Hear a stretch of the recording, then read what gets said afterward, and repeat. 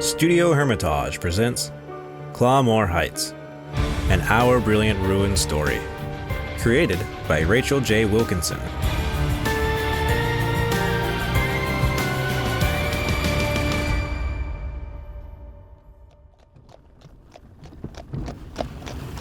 You never were a good liar. You act as if I'd have some reason to lie to you. The college doesn't conduct reviews without reason, and it doesn't summon fellows, or masters, for that matter, without cause. You must have a sense. I may have an inkling. An inkling? What are you not telling me? Can we just enjoy the view? Agatha, please, look at me. I want to remember what it feels like to look at snow so bright it hurts your eyes. Did you know these mountain peaks are among the few left where you can still find stretches of white, unblighted snow? I heard at Orlavi Pass, the ruin has grown so troublesome, snow falls from the sky already gray. Which is why I would like to stay in Crown Hall's good graces. We don't want to end up there. I won't implicate you in any of my wrongdoings. So, there is some wrongdoing. I believe there may be a misunderstanding. Whoa, easy now. Mind the ice! You're in fine hands, sir. And we're forced to take a stagecoach on top of everything else, subjected to this misery. Last time you enjoyed taking the coach. Last time, it was summer, and the rail wasn't constantly under repair. A coach ride seemed novel, a lark fitting the season. I didn't expect to risk my life. We'll be fine. And let us not forget, it was so you could see the finest library in the Dramark. Yes, exactly. Not because Bertram Gates decided to fancy himself a royal. Have I not been a good mentor to you? You have always been a good mentor, Vivian. Have I done something to violate your trust? No, you haven't done anything to violate my trust. Then you leave me at a loss. Honestly, I am stricken by your lack of confidence in me. I have been with you since your first day as an apprentice, and you were a good apprentice. You've been a good fellow as well. Maybe a bit too curious for anyone's liking, but I never... Too curious for anyone's liking? What kind of provost prefers their scholars devoid of curiosity? Nearly all of them. Whoa! Crown Hall College, Maine.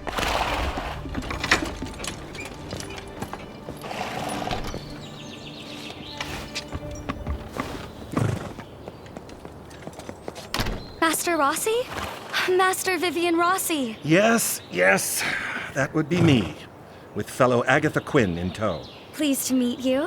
I'm Umi Novak, apprenticing under Master Gates. He was concerned something had happened to you. I'm sure he was. Hey, now, careful with those. Sorry, sir. Won't happen again, sir. Careful, I said. We'll handle this and deliver your luggage to your guest chambers. If you would come with me. You, man, if I find any of my belongings damaged, woe betide you, sir. The Piedmont Accord will hear about this. The Buckgang Overland appreciates your business. Master Rossi, we really must be... I heard you the first time. Pardon him. It's been a long trip. Master Gates has delayed the proceedings as long as he was able. We really must hurry. Fine. Go on then. Lead the way.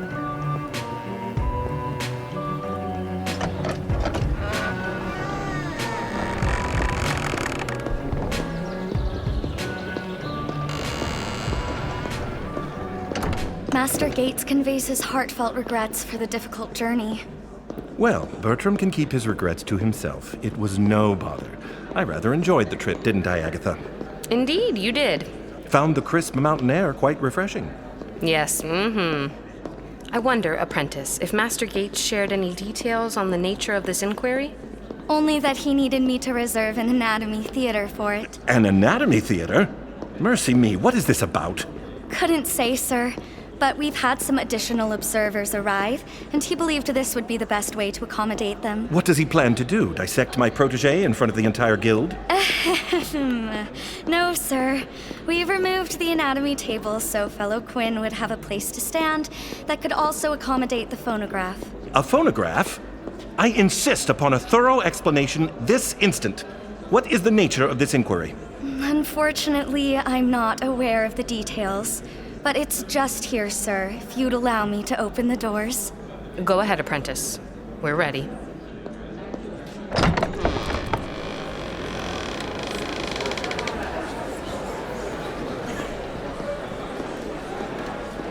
Vivian, fellow Quinn.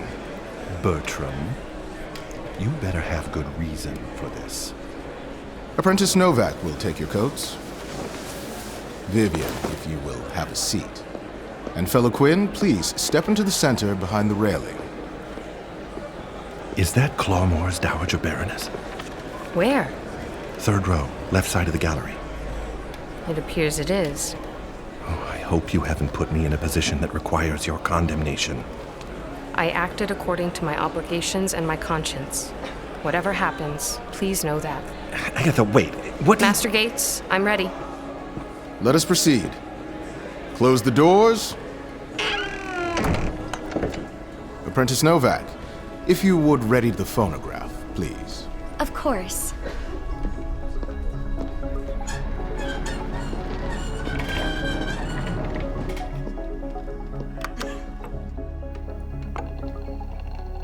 It's recording. Thank you. Present is Miss Agatha Quinn, Crown Hall College historian of the Fellow rank. She was contracted as tutor in residence to the Valgrieve family at Clawmoor Heights. Accompanying her is Vivian Rossi, Master Provost at the Rossi Institute for Dramarch History. I am Bertram Gates, Vice Chancellor of Academic Affairs at Crown Hall College, Maine, conducting this inquiry. We will examine fellow Agatha Quinn's conduct while at Clawmoor Heights. Master Rossi may assist his fellow historian and offer insights when applicable.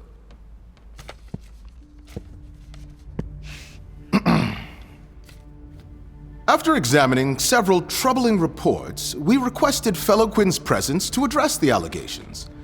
The statements suggest Agatha Quinn took advantage of the Valgrieve's generosity to pursue personal interests and grievances, as well as conduct unsanctioned research. Not just any research, mind you. Alarmingly, she involved the family in her experiments with ruin. Ruinology? This is absurd. Silence! Silence, please! This is a farce. Agatha is no more a ruinologist than you are a scholar. I will have calm in this room. Agatha, tell him this is preposterous. I said I will have calm. For the sake of us both, sit down and do as he asks. Just say you didn't do it. Please, Vivian, sit down. I don't understand. Silence, please. As we know, colleagues, quiet. As we know, unsanctioned experiments with ruin go against the prevailing wisdom of this guild. Fellow Quinn, you are aware that a breach of the college's ethics and expectations will result in loss of rank and ejection from this guild.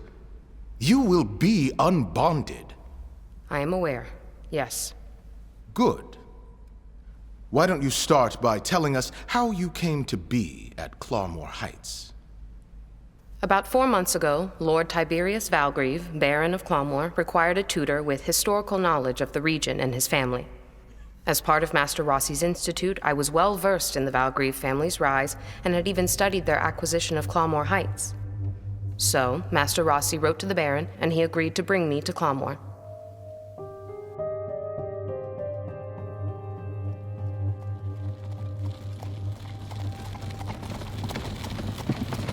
My first lessons in history were ghost stories.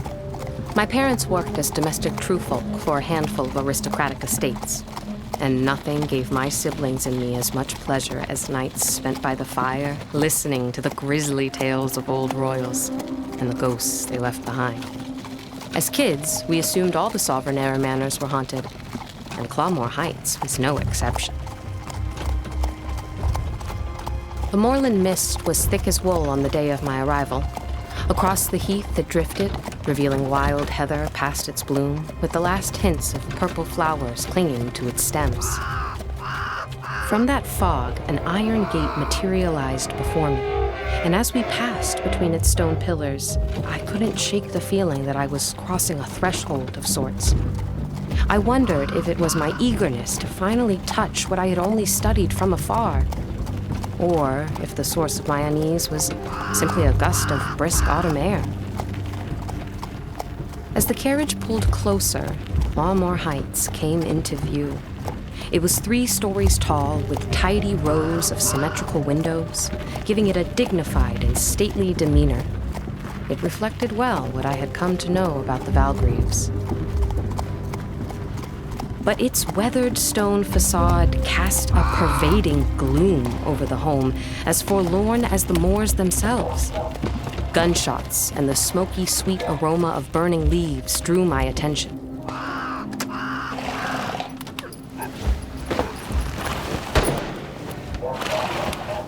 Welcome to Clawmoor Heights, Miss Quinn.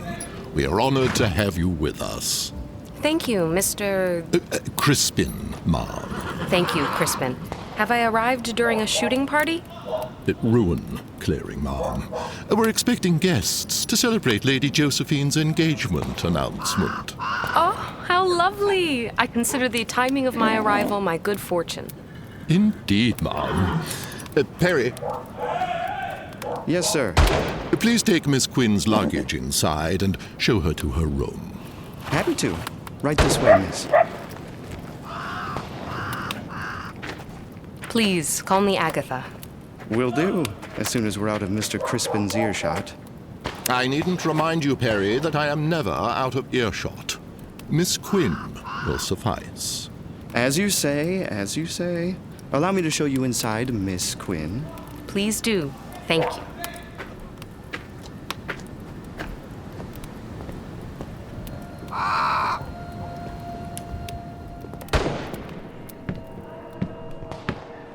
Your room is on the 2nd floor, above the North Library.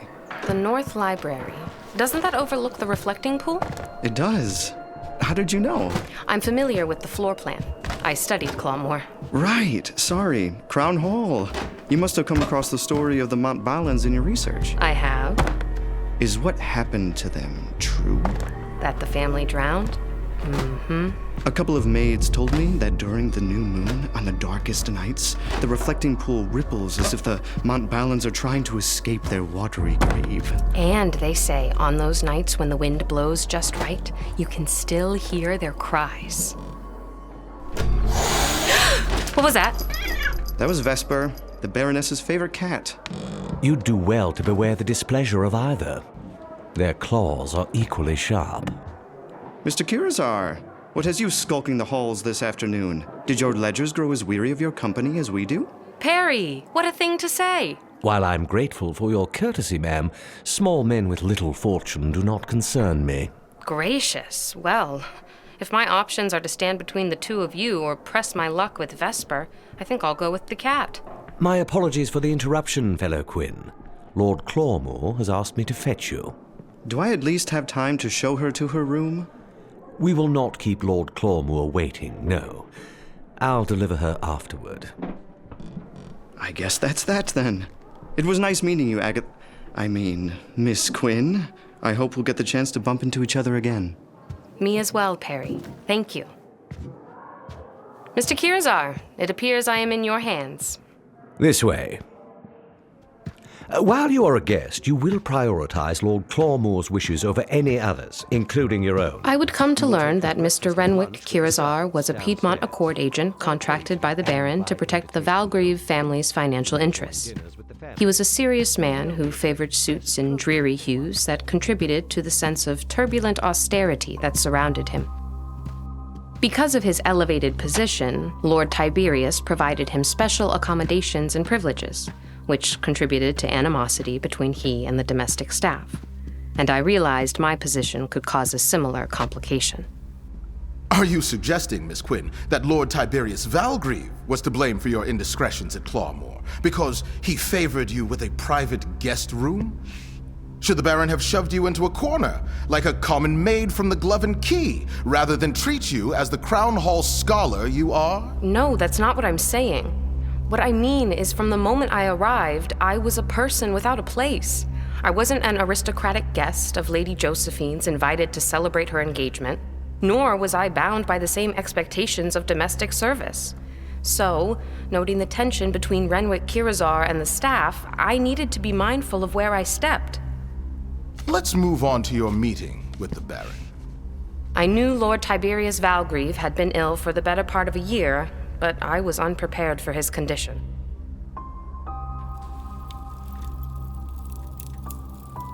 When Renrik Kirazar delivered me to Lord Valgreave's den, I thought I was alone. Or at least as alone as one could be surrounded by the Baron's hunting trophies. Stag heads mounted on the walls watched me as I perused animal horns, tusks, and skulls. In a corner by a window, a flock of lifeless taxidermy birds perched on the branches of a gnarled tree. A raven with deep black eyes caught my attention and drew me closer. I realized its eyes were made of a polished obsidian rather than glass. Intrigued, I reached to touch one when a low growl broke the silence. Nala, hush. Turning, I saw that Lord Valgreave had been there the entire time, hidden by the wingback of his Estrada chaise. He was diminished. Withered, you could say. It was difficult to reconcile the hunter I had studied with the ailing man in front of me. The only color to his face was what the fire could provide, and his knotted hand trembled as he pet the foxhound resting beside him. Pay no mind to my girl, Miss Quinn. She's always been protective of me. My lord, my deepest apologies. I would never have presumed Oh, to... no, I'll have none of that ruffle strut, at least in private. How was your trip? These mountains are beautiful. Second only to Falconcliff. And this is Nala. Hello, Nala. May I? Of course, yeah, for a bit of meat. Perhaps I'll make a friend of her yet. Oh, she's old, like me. Old and...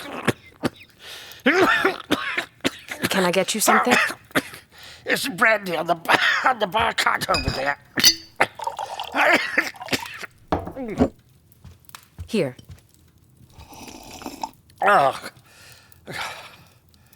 Are you all right? That is the question of the hour. Nguyen Rossi tells me you're an expert on my home. I don't know that I'd call myself an expert, but I've studied Clawmoor. You know who built it? Norma Wilfred Scott during the Sovereign era. How did my family come to acquire it? Your great-grandmother murdered the Montballons and took it. Huh. Well, that's a bold accusation. But is it an incorrect one? No, I suppose not. She was likely responsible for the death of the Earl, his wife, and their 2 children. One child. The youngest was never found. Quite right. You know my uncle killed a man in that courtyard as well. Sir Templeton didn't die in the courtyard. My uncle stabbed him in a duel. Your uncle did stab him, but he died 3 months later, in his own bed, from the infection that followed. Fine. You'll do. Sit. Thank you. I have 3 children. 2 from my first marriage, Josephine and Stellan. Another from my second, Lucas.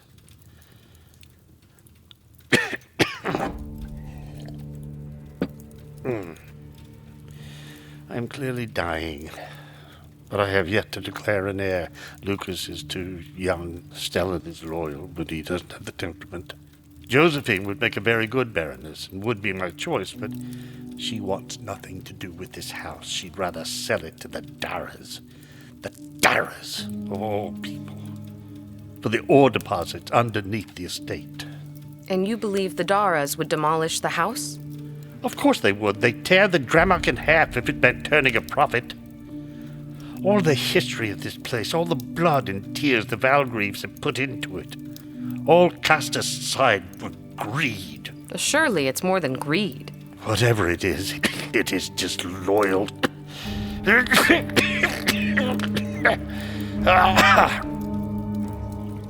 I didn't mean to upset you. I'm not upset. I'm desperate. The doctors gave me a month to live 3 months ago. Is it ruin? No. Just regular, normal, lethal dying. The blood cough. I'm sorry for what you're going through. No one escapes the grave. Then what can I do for you, Lord Clawmoor? I need you to teach Josephine about this place, why this house matters, how being a Valgrieve means acting as a custodian of this land, Clawmoor Heights, and the people we employ. And if I can secure her commitment? If you secure her commitment, I will sponsor your promotion to master with Crown Hall College. You won't have to pay a single mark out of your own pocket. That's very generous of you. That's the carrot. Which suggests there's a stick. If you fail in earning Josephine's agreement, I will purchase your mentor's gambling debts and take his Institute of History away from him.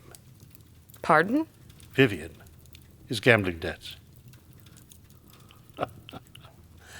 For all your salacious little morsels you know about my family, you didn't know that your mentor was a rabid gambler? I suppose not.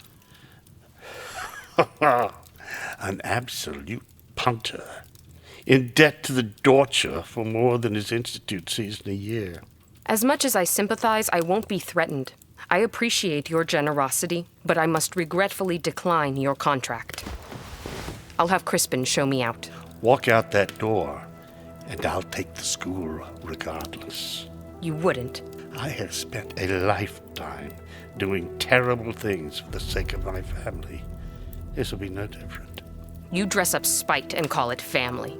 Spite has nothing to do with it. I simply have no time. Then time appears to be as merciless as you. Good afternoon to you, sir. Wait! Wait!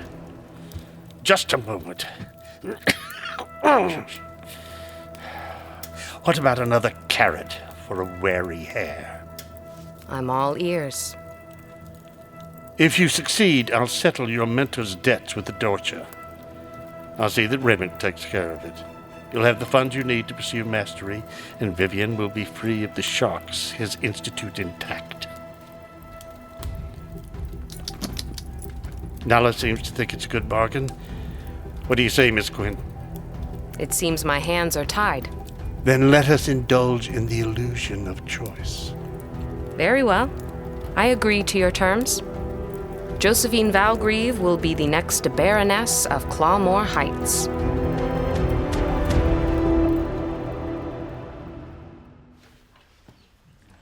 To be clear, fellow Quinn, when you met with Lord Tiberius Valgrieve to discuss the nature of your contract, only you were in the room? Correct. Unless we're counting his foxhound, Nala, of course. To our great regret, the Baron's dog cannot verify the truth of your account. And again, to be clear, he gave you this assignment only after you arrived. Yes. I knew the contract would be as a tutor in residence, ostensibly to teach someone something at the estate. However, this was the first time I understood the assignment was educating Lady Josephine about the value of Clawmoor Heights. Is this written down anywhere? I don't believe so, no. So we must simply take your word for it. Your insinuation is entirely misplaced, Master Gates. You studied Clawmoor as part of your apprenticeship, yes? I did. Why? Why Clawmoor, specifically? It has a rich history with fascinating stories. The Sovereign Tell era... us, what did your parents do again? They were domestic true folk, bonded to the League of Glove and Key. Your father, what was his occupation within the guild? He was a stable groom.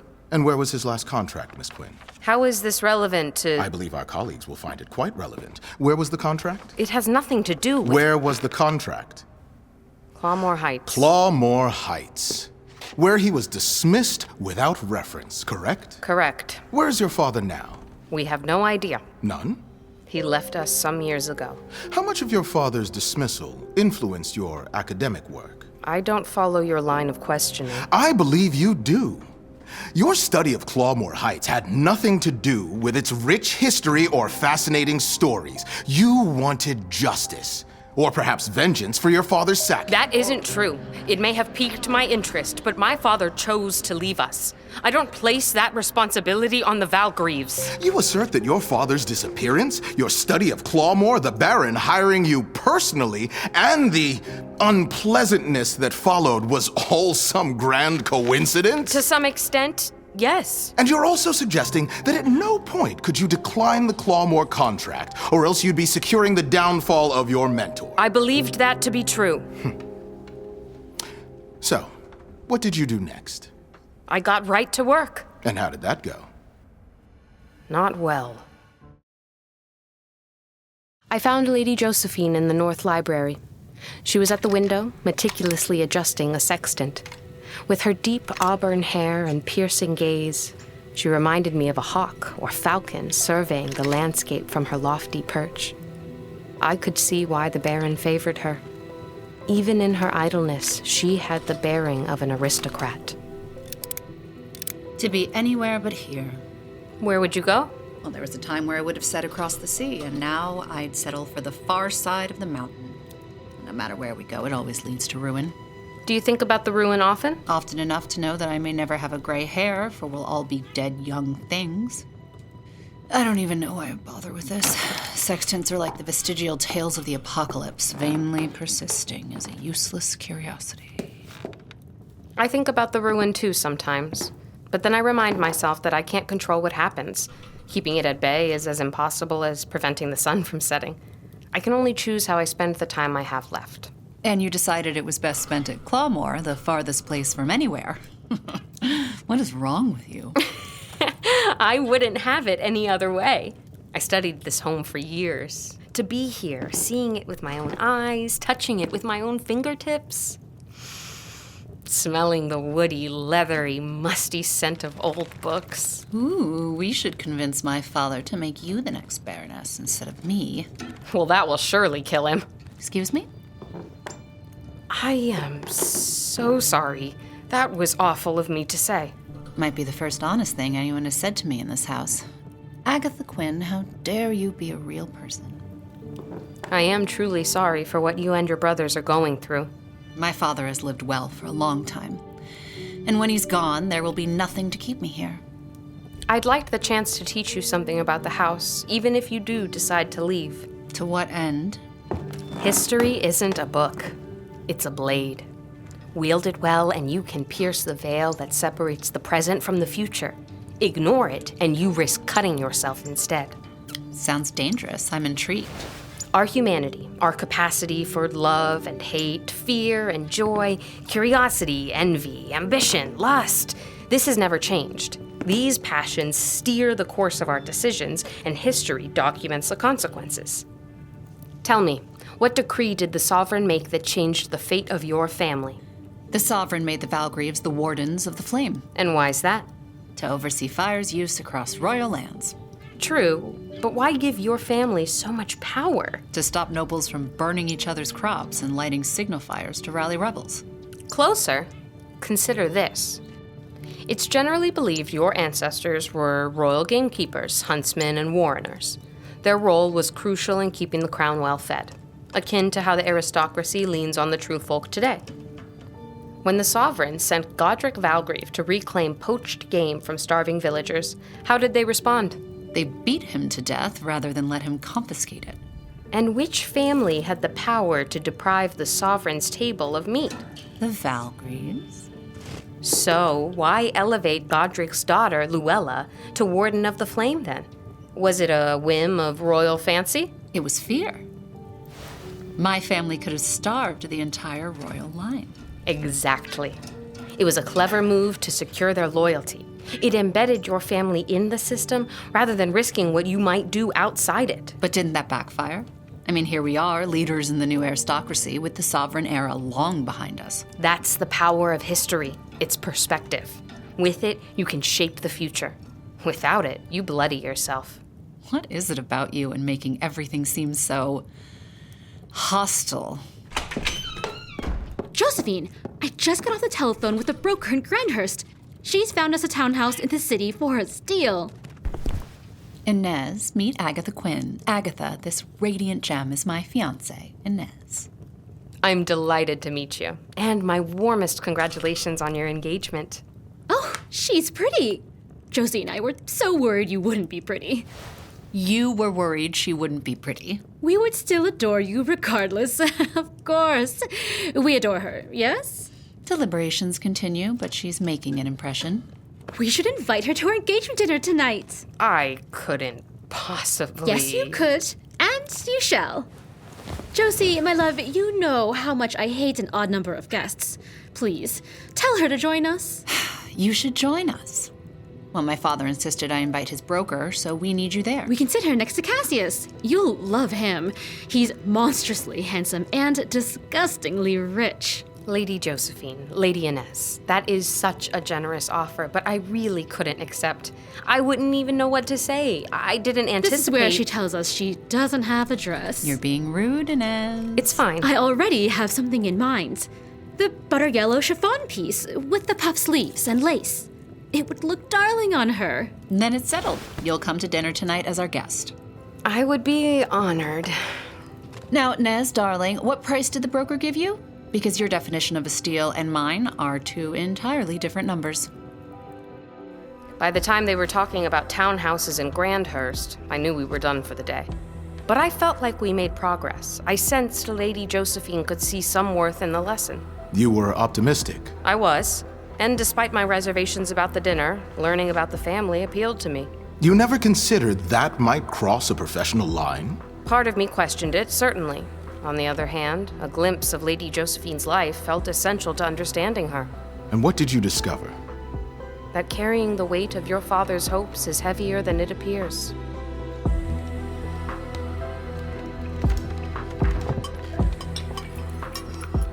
If I could have your attention for a moment, I would like to toast my sister and my future sister-in-law. Josie, did you put Lucas up to this? The dear creature.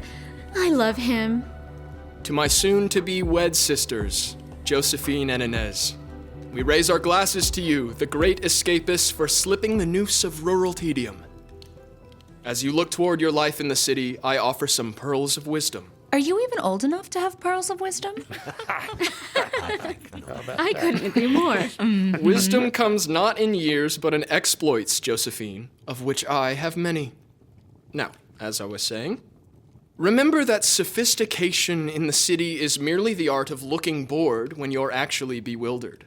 That there are no beasts as fearsome as the ones sitting at this dining table, and... How dare, Lucas? Speak for yourself. Mother, please. You're the most terrifying of us all. It's called clarity of purpose, you wretched boy. Of course, Mother, forgive me. And lastly, should you two grow weary of Grandhurst, Clawmoor Heights will welcome you home with open arms. May love make you daring in your adventures together. Cheers. Cheers. Cheers. Mahogany covered every inch of the Clawmoor dining room, from the rug to the coffered ceiling. Hand-carved eagles hunted snakes around columns. Foxes chased rabbits across the mantels. Wolves stalked deer with intricate ivy vines tying the various scenes together. While the craftsmanship was impressive, the wood seemed to swallow every sound, making the conspicuously small party feel even more isolated. Lord and Lady Clawmoor sat at opposite heads of the table. Across from me, Lord Lucas sat next to Ladies Josephine and Inez, and Mr. Kirazar had a place near the Baron. On my side of the table was a cousin named Tessa, who spent most of the dinner feeding a pug in her lap. And I was seated between Lord Stellan and Mr. Cassius Dara, as Lady Inez intended. Why are we talking about Grandhurst as if it had anything to offer? No one should live that close to the sea, not these days. Tell her, Renwick. Coastal properties are a fool's investment, compounded by the risk of ruin. It's a nasty venture, ill-conceived at best. If anyone was an expert in nasty business, Mr. Kirazar, it would be you. It's a wonder, really, how the oblivious can speak so boldly on matters they scarcely comprehend. You would do well to heed the warning. Your concern is as misplaced as your condescension. We've considered the risks. I won't allow it. It's too dangerous. It's not like we'll be living in the slink, Papa. Oh, no. Our broker found us a spectacular townhouse in Whitby Gardens. Oh, that's so. Whitby Gardens. Doesn't that sound lovely? Which one of you plans to pay for it? I do. And how will you manage that? I have my ways. You have ways now, do you? Did you hear that, Rodina? Our daughter has ways. I can build a life on my own. Name one thing of yours that I didn't give you. Ways. You mustn't agitate your father like this, Josephine. Crispin, the elderflower cordial, swiftly now. Yes, your ladyship. How is this my fault? You, more than anyone, should be on my side, given who stands to gain from my departure. I am on your side. There is nothing I want more than for you and Inez to have the happiest of lives together in the city. But do not play your father or me as fools. Mr. Dara, how is the lamb? Superb, Lady Clawmoor, with flavors as invigorating as the evening's company. My heartfelt thanks to Lady Josephine and Lady Inez for including me in the occasion. We are thrilled you accepted. You lift the entire room with your praise. And I am lifted by this distractingly adorable dog on Lady Tessa's lap. What's her name? Her name is Precious, because she is dearer to me than anything. The perfect companion, always happy and never leaves me. You're at Amsdale, close to Crowscroft, if I recall. Indeed, living with my Aunt Fidelia. And how is the Countess these days? She's well, though given to the occasional fit over Crowscroft Manor. I'm surprised it's still standing. Likewise, there's talk of some new people taking over, and you know how Aunt Fidelia feels about new people. And you? New faces, new friendships. I welcome the change. Didn't Crowscroft Manor belong to the Galda-Parks at one time? You'd know better than me, Miss Quinn. You're the historian among us. I'm teaching Lady Josephine about Clawmoor. And has there been any progress? We made some strides today. But I had a thought for tomorrow's lesson, and I wondered, Your Lordship, if you'd permit us to tour the estate. I'd like to take Lady Josephine to some of the oldest parts of the manor. Oh, I'm sure there's something we could do. Crispin, do we have anyone available? Yes, my lord, I can make the arrangements. Excuse my impertinence, but may I join you, Miss Quinn? I'm very keen to learn about the property. I would be happy to include you, as long as Lady Josephine... Absolutely not. There will be no tour. You are here to tutor my sister in lessons, not traipse about the estate hosting walking parties. My apologies, Lord Stellan, but I believe if she could see where some of these stories... Do you presume to contradict me in my own home? Not at all. I'm merely suggesting a way to make the past feel more real. You overstep, Miss Quinn. Stellan, brother, Crispin knows better than to show them where we bury the bodies. This is hardly the time for your desperate need to be seen, Lucas. The fact that none of you have any regard for this family's privacy. We have true folk at this table, and you cluck on like gilded hens. Enough! You've made yourself more than plain. Is this table linen new? The embroidery is so delicate. It's really quite luxurious. It is. I had it commissioned from an artist with a peacock's feast. I believe they're from a small village near Rel. Lady Catherine passed along the name. They've become known for their nature motifs. I owe you an apology, Miss Quinn. I fear my curiosity may have put you in a regrettable position. We all find ourselves led by curiosity at times, Lord Dara. Mister, please. I am no lord. I thought it was customary among the aristocracy to choose titles. Perhaps for others. But I've always thought those preoccupied with titles to be distinctly unremarkable. I might caution you to keep that to yourself in the presence of other Crown Hall academics. They enjoy titles a great deal. I was right about you, though. How so? You differ from the rest. Tell me, Miss Quinn, is it just me, or is this dinner party an odd collection? I thought the same, but dared not say anything. Lady Inez's parents are notably absent, and yet you, Mr. Kirazar and I seem... Yet me what? I forget myself, Mr. Dara, please. No. We've come so far already. We may as well go all the way. Well, I was surprised when Lady Inez mentioned you, given the dispute over the fate of Clawmoor. That would explain some things. The Baron knows about my interest. I believe he does, sir. I see. Consider me in your debt. Lady Inez, will your parents be joining us? They had hoped to be here this evening, but they ran into trouble. Something with the road. Would a motor car solve the issue? Possibly, but the Valgreaves' automobile needs a repair, from what I understand. What about the spare, Lord Clawmoor? Another car? You only have the one? We have it in hand, sir. We thank you for your concern. At that point, Lord Clawmoor declared dinner over. Is that how the evening ended? Not quite. I spent some time with the family in the parlor afterward. But once the room seemed to thin, I excused myself so I could retire for the night. Ah, yes, I recall this was the evening you decided to eavesdrop on the family. Excuse me? I didn't decide to eavesdrop. That wasn't my intention. Did you linger by a door and listen to a private conversation? Yes, but... That would be eavesdropping, Miss Quinn. Tell us, what did you hear? Cassius Dara speaking to Lady Josephine and Lord Stellan. We believe our geological surveys point to a vein of silver ore stretching underneath Clawmoor. And unless I'm mistaken, the Valgreaves don't possess the equipment necessary to mine it. My family does. Any attempt to extract it invites ruin. We are willing to offer a prodigious sum for the purchase of Clawmoor. To whoever holds the title. Baron, Baroness, it matters little to us. My father believes you intend to demolish the house. Not initially, and only if necessary. Thank you for your offer, Mr. Dara. We'll take it under consideration. What's to consider? This house is a tomb, Stellan. I don't plan to hide here waiting to die.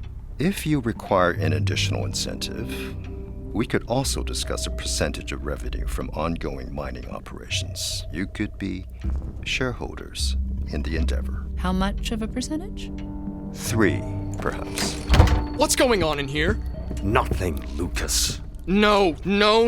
You two do this to me every time. No one is doing anything to you. What's he proposing then? This vulture, this piece of fool's gold. Watch yourself, lad. It doesn't matter. It's a moot proposition. It's hardly moot. Our father is still Baron. He's coughing up a pint of blood a day, in case you haven't noticed. What's the proposition? Tell me! We have the chance to sell this place to Cassius. You can't sell my estate. Your estate? You don't want to be here. Stellan's too busy burying feelings he wish he didn't have, which leaves me. I'm the only one of us who can be Baron. Did your mother tell you to say that? Leave my mother out of this. Calm down. The two of you are unbelievable. We finally have an opportunity to do something good for ourselves, and this one has barricaded himself under Rodina's skirts, and you're still trying to earn a pat on the head that our father will never give us. No one is keeping you here. Pack up Inez and your birds and as many marks as you can carry, and go! Lucas, calm down. Quit telling me to calm down! Stop! Lucas! Get yourself together! Both of you are pathetic. You've always looked down on me, both of you. Not anymore. You're not selling anything. This is my home. And if I have to drown you both in the courtyard to get it, I will.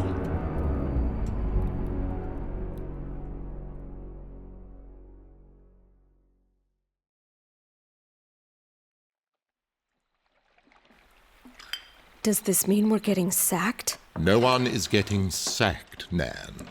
At least not yet, we aren't. I hovered outside the servants' hall, feeling again like some sort of accidental snoop.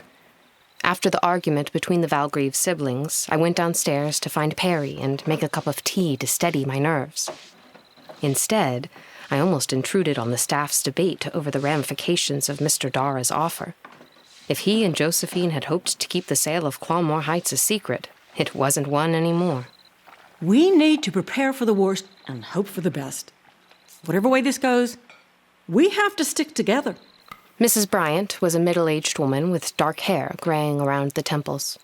She was Clawmoor's newest housekeeper, having recently accepted the contract after escaping the terror of gloaming. She leaned against an open window, watching the nighttime rain as she nervously smoked her pipe. If I learned anything in my time at Scarlet Grange, it was that we need to look out for each other. Oh, I heard about that. They say all the true folk who worked there died, that the Bellefiends just left them there with nowhere to go. It's true, the Bellefiends abandoned the estate, but the true folk got themselves killed. The family was only partly responsible. I think you're giving that family too much credit. Well, let me start by saying Gloaming is no place anyone wants to be. So I can't really fault the Bellefiends for letting the estate go. And before they left, they gave us each a few marks and a letter of recommendation and told us we could stay in the manor as long as we needed. Those who had family or contracts elsewhere left at the same time as them, but the rest of us, well, we were on our own.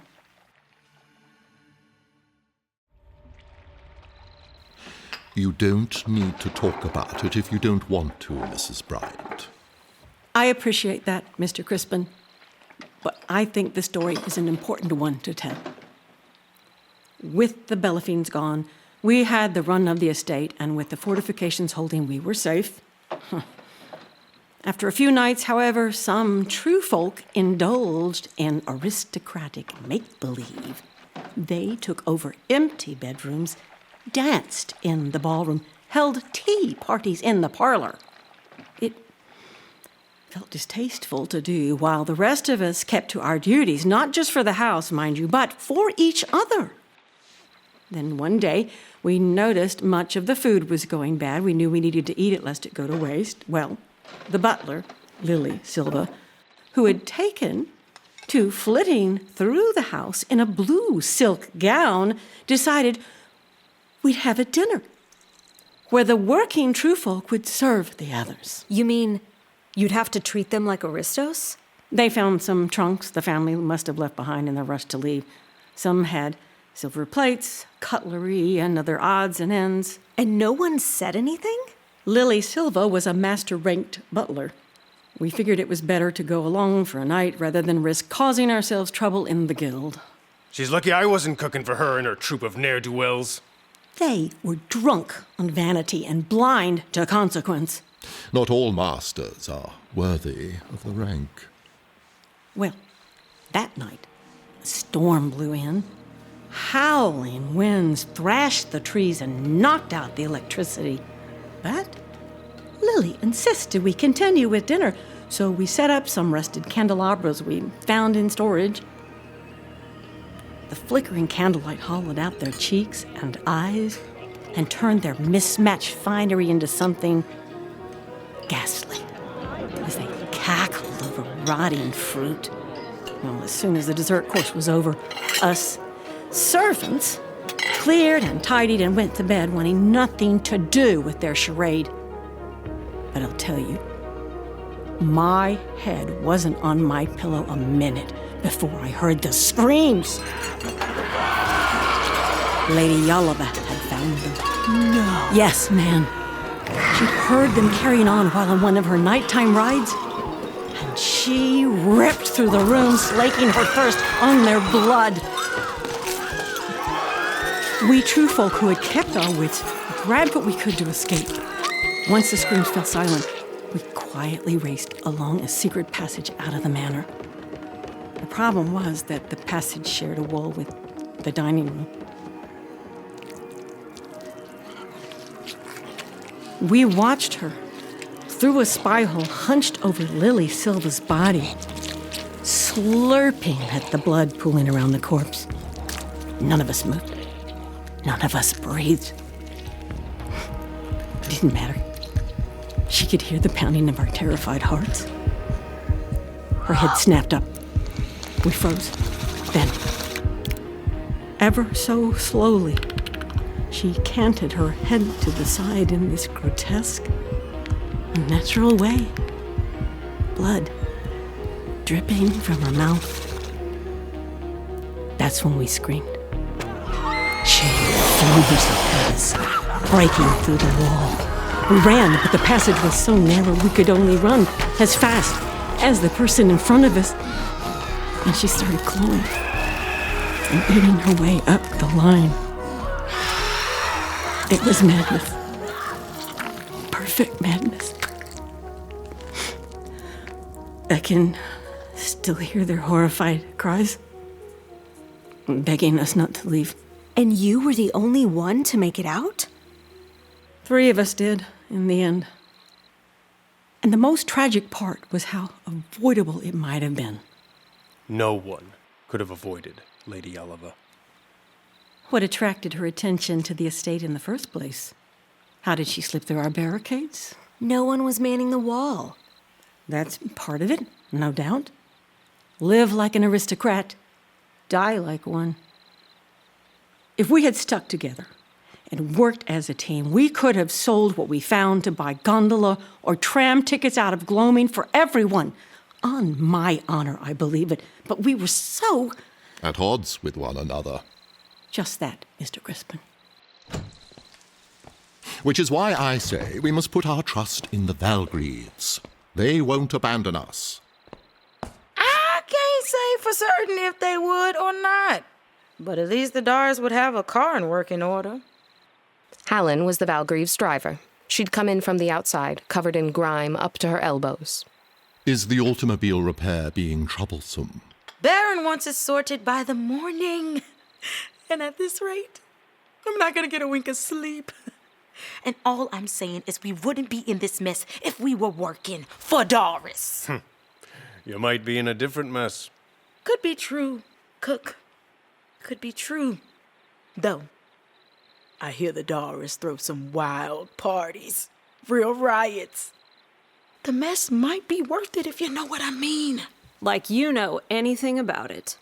When have you ever made it past the driveway? You'd be surprised, my pepper sweet. Point is, Winteristo is like any other. Are they paying my wage? Giving me a place to sleep? Keeping me safe from ruin? Whatever happens, I'm sticking with Mrs. Bryant. Hey, book lady, you get all that? I'm so sorry. I didn't want to intrude. Miss Quinn, my apologies. We didn't see you. No, please, don't get up. The fault is mine. I'm looking for Perry, hoping I could trouble him for a cup of tea. I believe Mr. Perry is out the back, through that door there. I'll fetch you some tea. That's very kind of you, Mrs. Bryant. Thank you.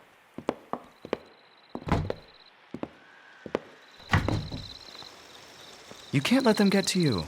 It's not worth your peace. I know. They just have a way of making me feel... insignificant? Agatha, how was your first day? Care for a smoke? Only if Lord Lucas doesn't object? Your company is one pleasure I'd happily do without. I can't tell if you're being funny or serious. Serious as ruin. If she gets Josephine to agree, it'll be the end of me. Come on, she's just doing her job. Thankfully, she's not very good at it. I'm standing right here. Like I care. You need to pack up your bags and leave while you still have some dignity. This isn't her fault. You've always been a sucker, Perry. I've seen better scheming from parlor maids. And I've stumbled on rocks with more cutting wit. Then it's a good thing I have money and a mother who loves me. One word to her, and that will be the end of you. Your mother? So, I'm going to take the blame for this terrible idea and step back inside. Agatha, maybe you should come with me, maybe? If you think that's best. Definitely for the best, Perry. I don't have the attention span to take the poor seriously. Unbelievable. Excellent speech. Time to go. Off with you. Yep. Bye-bye now. Pleasant evening to you, sir. You're going to let him talk to you that way? I am Miss Quinn. But nope, now is not the time. I'm sorry if Mrs. Bryant. What can I do to help? Oh, I was just pouring a cup of tea for Miss Quinn. Pardon, Master Gates. Excuse me, sir. Yes, apprentice.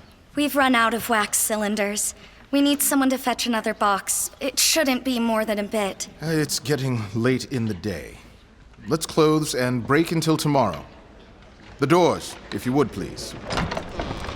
We'll reconvene tomorrow morning. Apprentice Novak. Yes, sir.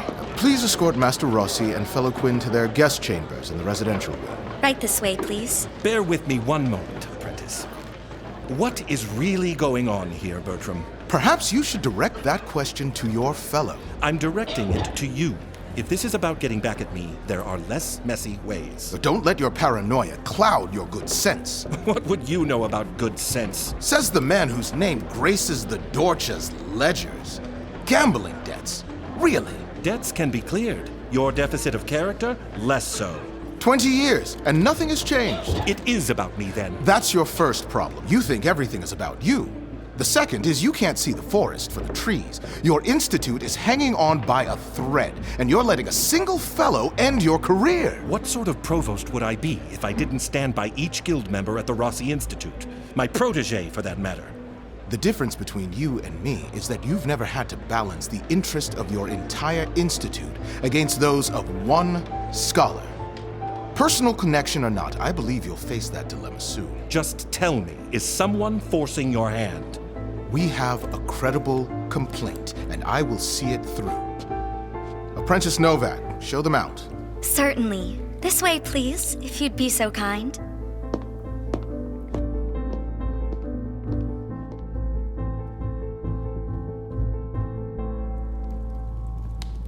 Bertram Gates is an unbearable snob.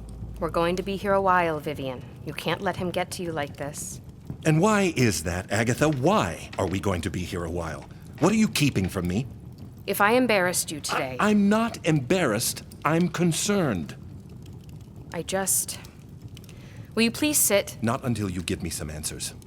I deserve an explanation. I need to know what you've dragged me and your colleagues into. I haven't meant to drag you into anything. There's been a misunderstanding. So tell me what that is. I can't. You won't. Did you request the Clawmoor contract because of your father? No, not entirely. My interest in royal estates did start with my parents, and Clawmoor Heights was a natural choice because of my father. But my studies took me well beyond personal curiosity. Why didn't you say anything to me about him? Why didn't you tell me about the Dorcha? Because that's my burden to bear. And my father is mine. I'm not proud of what I've done. My luck ran out. You don't have to explain. The Baron should have never threatened you with the Institute. Never put you in that position. He was desperate. I didn't feel like I had a choice. You didn't? Are you angry with me? Of course not. Why would I be angry? Why wouldn't you be? I told everyone your secret. It's a relief. At least this way I can be honest about the Institute. Have you lost it? Not yet. What can I do? Tell me what happened at Clawmoor, so we can get through whatever this is with your reputation intact. Bertram may claim I'm paranoid, but he spoke of a credible complaint. That... Come in. Pardon the interruption. Master Gates asked me to bring you dinner. That's unnecessary, Apprentice Novak. We could have joined everyone else in the hall. I suspect this was his preference. What reason did he give you, Umi? That you would benefit from privacy. And? Master Rossi, I can't speak to the Vice-Chancellor's mind. And? Please don't put me in a position where I either have to lie to a master or betray one. Set it on the credenza by the fireplace. I'll take it from here. And please pass along our thanks for his thoughtful gesture. Someone will be by with breakfast in the morning. If you need anything, that blue cord rings the staff. Thank you. Good night.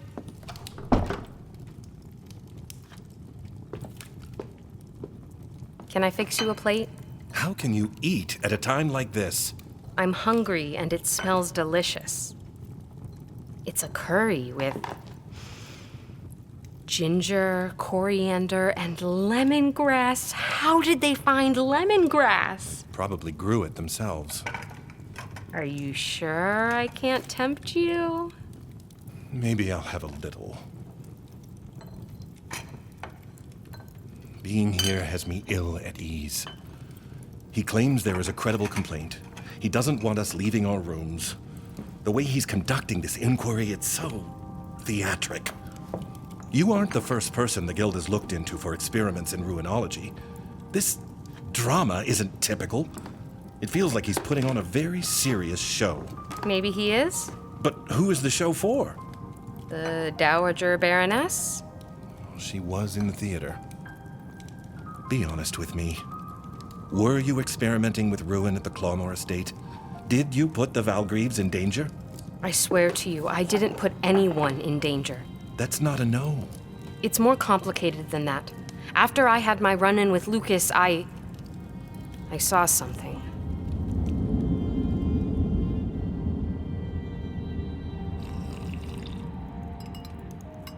Hallen needed Perry's help with the car repair.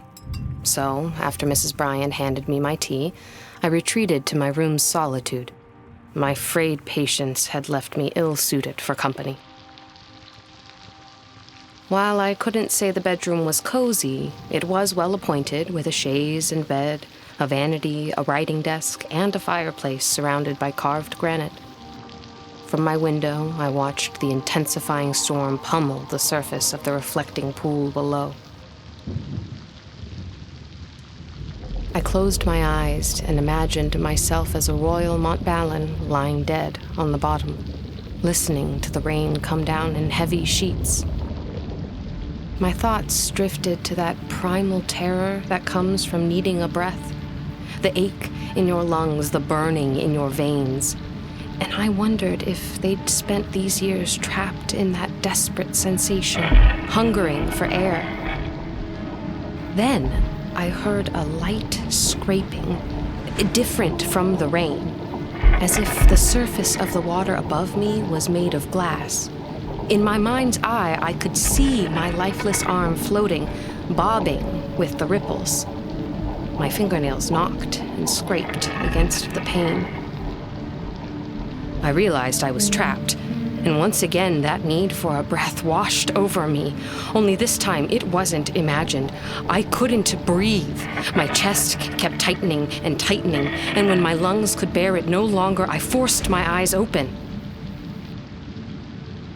All I saw was the fire's reflection in the window, and I exhaled. I wanted to know what was making the sound, thinking it might have been a tree limb against the window. So I leaned closer, cupping my hand at my forehead and pressed it against the glass to peer into the darkness. A woman's face flashed in front of me. It was as if this woman with wild hair and crying eyes was trapped in the pane. She was inside the glass like a reflection with no source. Then another bolt of lightning ripped across the sky. And suddenly, she was in the courtyard at the water's edge. She was utterly still, even as the winds whipped around her. Her right arm outstretched, she pointed to an older part of the house, the east wing. When the next thunderclap faded, so did she. I felt like she wanted me to see something, and I was overcome with curiosity, driven by it even. And so you left your room. And so I left my room. Of course you did. I couldn't not.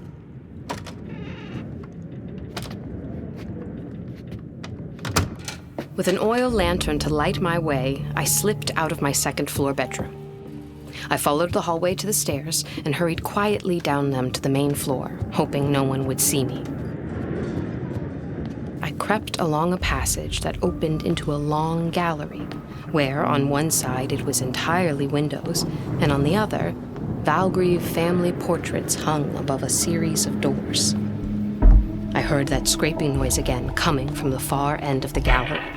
Taking a step forward, I lifted my lantern, but its dim amber light couldn't reach the opposite side. As I inched closer, a pair of closed pocket doors came into view. They were at least 9 feet tall, with an ebony finish and aged brass door plates. Intricate scroll work and a slight patina covered the plates. In the center of each, there was a large keyhole. Looking closer, I saw a key in the right-hand plate. It was old, tarnished, and about the size of my palm. Hello? Is anyone there? I had the immediate sense that these doors held a secret behind them. My hand trembled as I reached for the key. Hello? Miss Quinn! Lord Stellan, What exactly do you think you're doing? Forgive me, your lordship. I wasn't... Give me one reason I shouldn't turn you out of this house this very instant!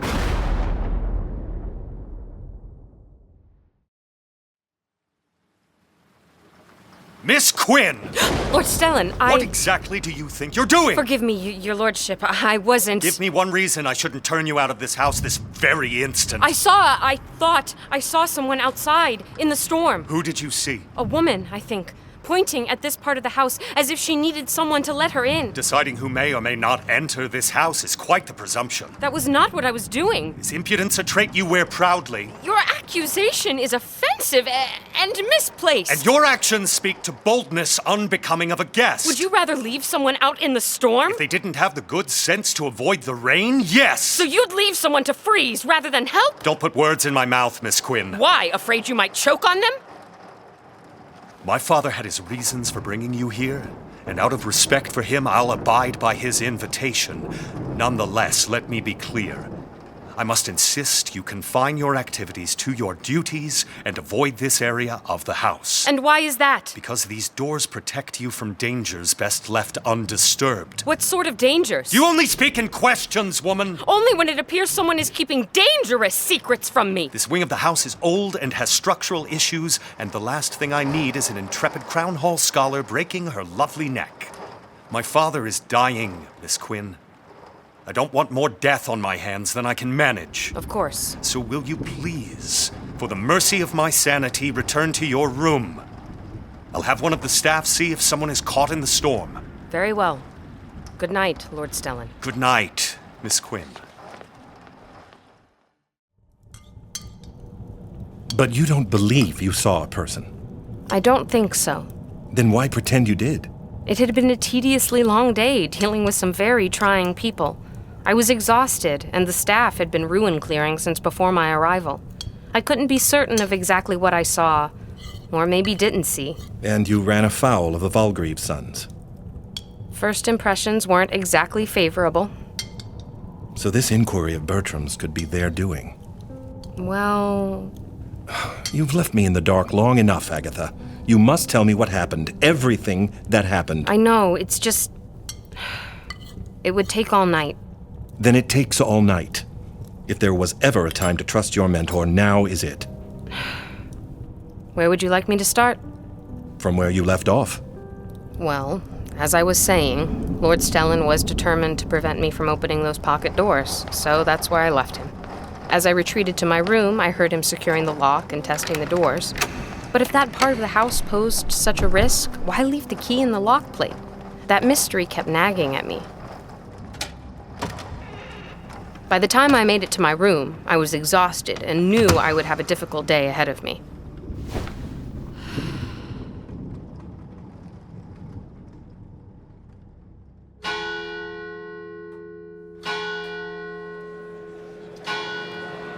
Close the doors. Apprentice Novak, please ready the phonograph. Remember what we discussed last night. Focus on staying calm. The onus is on him to make his point, not on me to defend my actions. And be honest about my time at Clawmoor. You owe that family nothing. Good morning. Let's begin day 2. If I could have quiet, please. Their problems are of their own making. I know. I'll be right over there. I know. Go before you irritate him. Irritating Bertram would be the highlight of my day. Master Rossi, take your seat. Please. I'm going.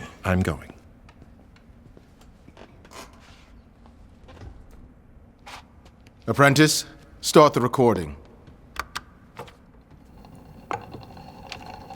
We convene today to review fellow Agatha Quinn's conduct, particularly if her actions deviate from our guild's ethics. Reports allege she exploited the Valgrieve family's hospitality for personal revenge and engaged them in hazardous experiments related to the ruin. This has prompted us to deliberate her unbonding from Crown Hall College. So far, we've discussed your arrival at Clawmoor and your first attempt to educate Lady Josephine, with some other colorful digressions. Do you blame the Valgreaves for failing to execute your contract with professionalism? The situation presented unique challenges that impacted the execution of my duties, through no fault of my own. We'll be the judge of that. Now, I understand you made a second attempt to secure Lady Josephine's commitment. Let's start there. The morning after my arrival, I went downstairs for breakfast to ask if anyone knew where I could find Lady Josephine. But the kitchen was a whirlwind of expertly controlled chaos. It was as if I'd found them preparing for opening night at the opera, or in this case, an aristocrat's engagement ball. When the guests arrive, their staff will enter through the side door. Make sure to label the luggage, and please, please, please write legibly. I'm serious. We don't want a repeat of the Astus Willow debacle. The Meer side of purple continues to send me into fits. Yes, Mrs. Bryant. Cook, how are we? Fully stocked and bacon since dawn. And reserves? Plenty. Probably too much. Then we'll all eat well. With as much as we have, so will the animals. Please coordinate service with Mr. Crispin. Yes, Mrs. Bryant. Good morning, Miss Quinn. We've got breakfast in the corner there. Help yourself. Thank you. That's very kind of you, Mrs. Bryant. Hallen, Perry, give me good news. Took all night, but we fixed the motor car, Mr. Crispin. Nicely done. Wonderful, wonderful. Excellent, Hallen. Lord Clawmoor will be pleased. Couldn't have managed without Perry's help. I'm absolutely spent. Breakfast, then bed. Join Crispin and me at the table, Perry. Hallen, you're welcome too. Wish I could, but duty calls. I have to rescue Lady Inez's folks. They're marooned at a rancher's hamlet down the mountain. They must be a sight, standing there dressed to the nines, up to their waist in sheep and goat. Times like this, absurdity is priceless. I wouldn't miss it for anything. Here, take some breakfast with you. Thanks, cook. Gotta run. I'd be happy to join you, though. Please. I've been meaning to ask you, Miss Quinn, and I hope this isn't too forward, but there was a stable groom here some years ago, and you are the spitting image of him. Liam Quinn was his name. That would be my father. I thought so. How is he? He left us some years ago. Oh, pardon me. I'm sorry to hear that. When was he here? About 10 years ago, I think. They rebuilt the stables shortly after he... Lord Stellan acquired Fida around that time, and I believe she is about 10 years old now. You'd love Fida. She's a silver dapple mare that gallops like she's got something to prove. I hope to meet her. I always liked your father. That's very kind of you to say. I know things didn't end well for him. No, they didn't. But I liked him all the same. What happened? Mr. Perry, that's none of your business. He was let go. A terrible shame. He could have easily become stable master. Did he stay with the guild? As far as I'm aware, he wasn't able to secure a placement, and after a year or so, he left us. Why couldn't he find a place? You shouldn't pry. It's fine, Crispin. My father was accused of drinking too much and setting the stable on fire. That's unexpected. Let me just say, no one can question my loyalty to the Valkyries, but what twaddle? What do you mean? At the time, I was under butler, and your father did nothing wrong. If not for him, that fire could have taken the horses and the house. I know for a fact that he was as sober as my morning tea. How? I oversaw the wine cellar. Doesn't mean he couldn't have nipped a bottle or two when you weren't looking, or had a flask tucked under some hay. He wasn't that kind of person. At least, not at the time he wasn't. What's the real story? Utter a word of this to anyone, and I shall deny it all. Not a word from me. Well, the children had gone for a long ride that afternoon up the mountain. They found some kind of cottage in the woods and lost track of time exploring. Didn't make it back until it was quite late. Lady Josephine and Lord Stellan would have been in their 20s. Lord Lucas was barely a teenager. And, like most boys of a certain age, he was terribly upset with Lord Stellan over something no one can remember. Seems nothing's really changed. I'll pretend I didn't hear that. Now, your father was responsible for the horses and keeping the stable free of ruin. but the children had returned so late that he had to work into the night. I remember because he came to me needing alcohol to make the ruin wash. Well, while he was scrubbing the stables, he heard a sawing noise coming from a stall. He didn't know what it was and worried it was some kind of ruined vermin. So he grabbed the shotgun and crept towards the stall. Then, at the last second, he leveled his gun.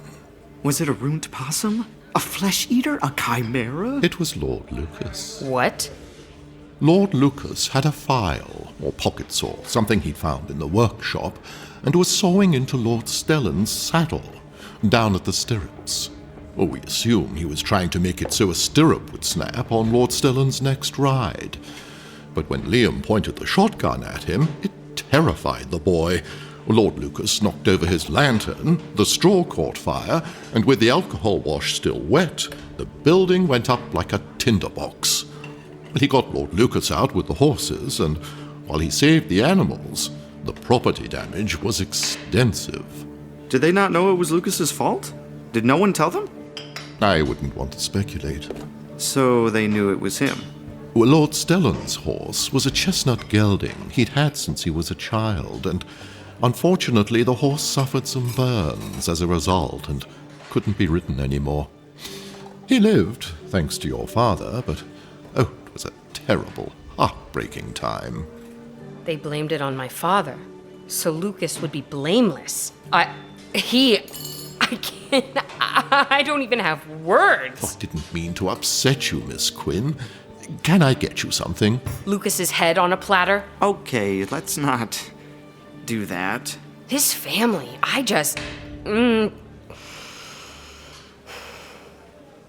If you'll excuse me, I have a lesson to teach. We're talking about Lady Josephine, right? Not like... Yes, Perry. We're talking about Lady Josephine. Oh, I do apologize, Miss Quinn. I never should have mentioned it. I'm glad you did. And, well, from what I've gathered, if I understand correctly, and maybe you can clarify this, but if Lady Josephine inherits Clawmoor, regardless of if she sells it, Lord Lucas is left empty-handed? Lady Josephine might offer him a percentage or... But he wouldn't be Baron, right? Very unlikely. Great. Then I have a job to do, if you'll excuse me. I didn't mean to upset you, Miss Quinn. Can I get you something? Lucas's head on a platter. That's what you wanted. I have it right here in this report. Threatening violence in front of the Valgreave staff. And you thought no one would hear you? I was angry. So angry, you made a point of interfering with Lord Clawmoor's son and heir. I was doing... Yet you deny you wanted revenge. Of course I deny... Is this the professionalism we should expect from our fellows? Would you let me speak? Please, do. Do you think I would spend 10 years plotting revenge for a father who left us? By your own report, I didn't even know the truth of his dismissal until Crispin told me. As far as I was concerned, I had one job: convince Lady Josephine to be a baroness. Would this block Lord Lucas from inheriting the barony? Yes. Would I have been glad for that? Of course. But don't mistake that for motive. It was motivation. I see. Please continue.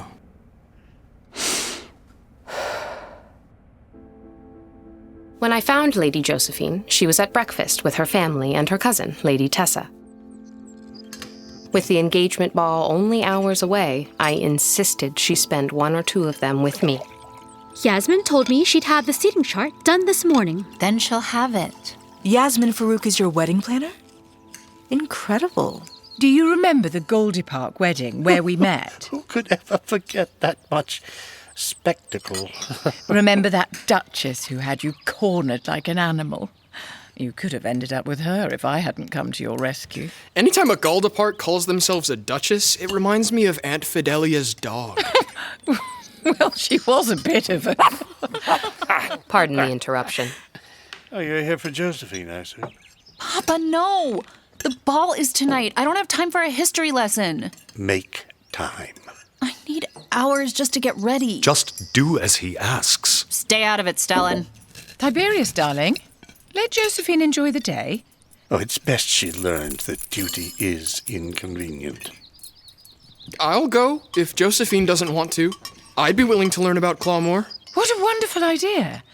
Let's send Lucas with Miss Quinn. I tailored the lesson around Lady Josephine. Yes, that's what I did. I'm so sorry. Surely adapting the material isn't impossible, unless you feel the challenge is beyond your skill.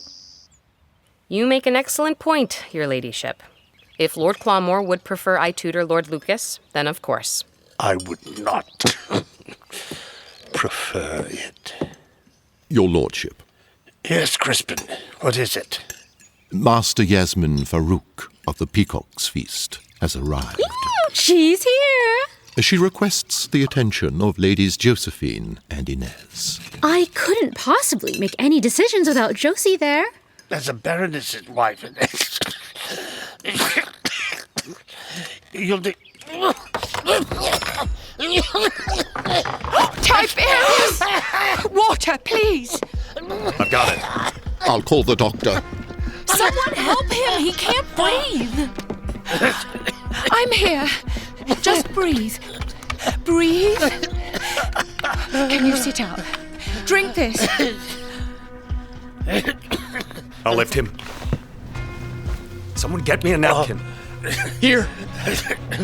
There's so much blood. I always loved you all more than I can show. You're not leaving us yet, darling. I won't let you. Now drink this. We need to get him to his room. What can I do? Take his other arm. That's right, darling. Just breathe. I can make it. Help me, Stellan.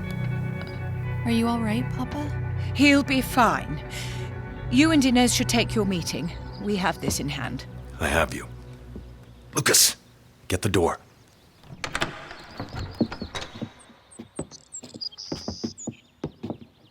We can revisit the idea of a lesson after the ball, Miss Quinn. Of course. And if there is anything I can do in the meantime? Thank you. Inez, come with me. There was just so much blood. I know, my love. But everything is fine. It's frightening how quickly things can turn serious. Has he been like this for long? For years. Well, not this. He developed a cough a few years ago.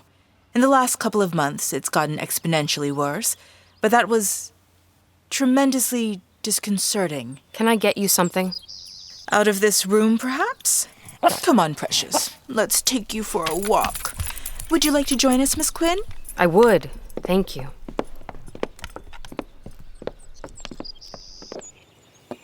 They say you studied Clawmoor Heights. I did. And your thoughts?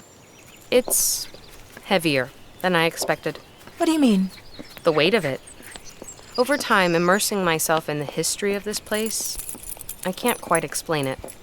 I developed this peculiar longing, like being homesick for a place you've never been. But then you got here, and it didn't feel like home. Well, see, that's the strangest part. Because it kind of does. Take dinner, for example. No one needed to show me where to go. I recognized the faces in the family portraits. You probably know them better than we do. Maybe. And, well, take this tiered fountain. I know Lord Clawmoor commissioned it after his first wife's passing, and that the birds perched on the rims each represent a year they spent together. But I've never spent an afternoon sitting by it. Then we should sit. Please. Cordelia died shortly before I was born. Josephine and Stellan were just children. 8 and 5, respectively. Not young. No wonder. No wonder what? Josephine is better at hiding it than Stellan, but it left a mark. I know it's one reason Josephine is so desperate to leave. And Stellan... We didn't start on the best terms. He doesn't seem too fond of me. That probably has less to do with you than you think. He's always pushed people away. If you never get close to anyone, you never have to suffer when they leave. I know that feeling well. Oh?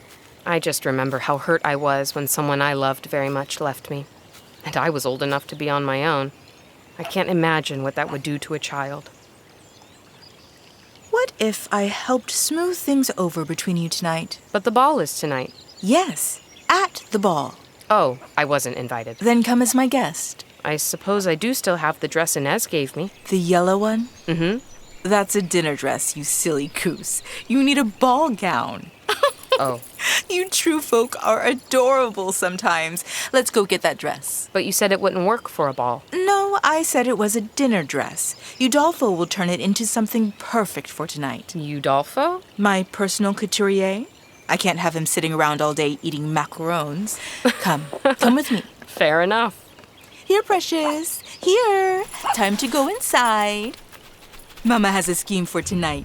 We're gonna get Uncle Stellan and Auntie Agatha to dance.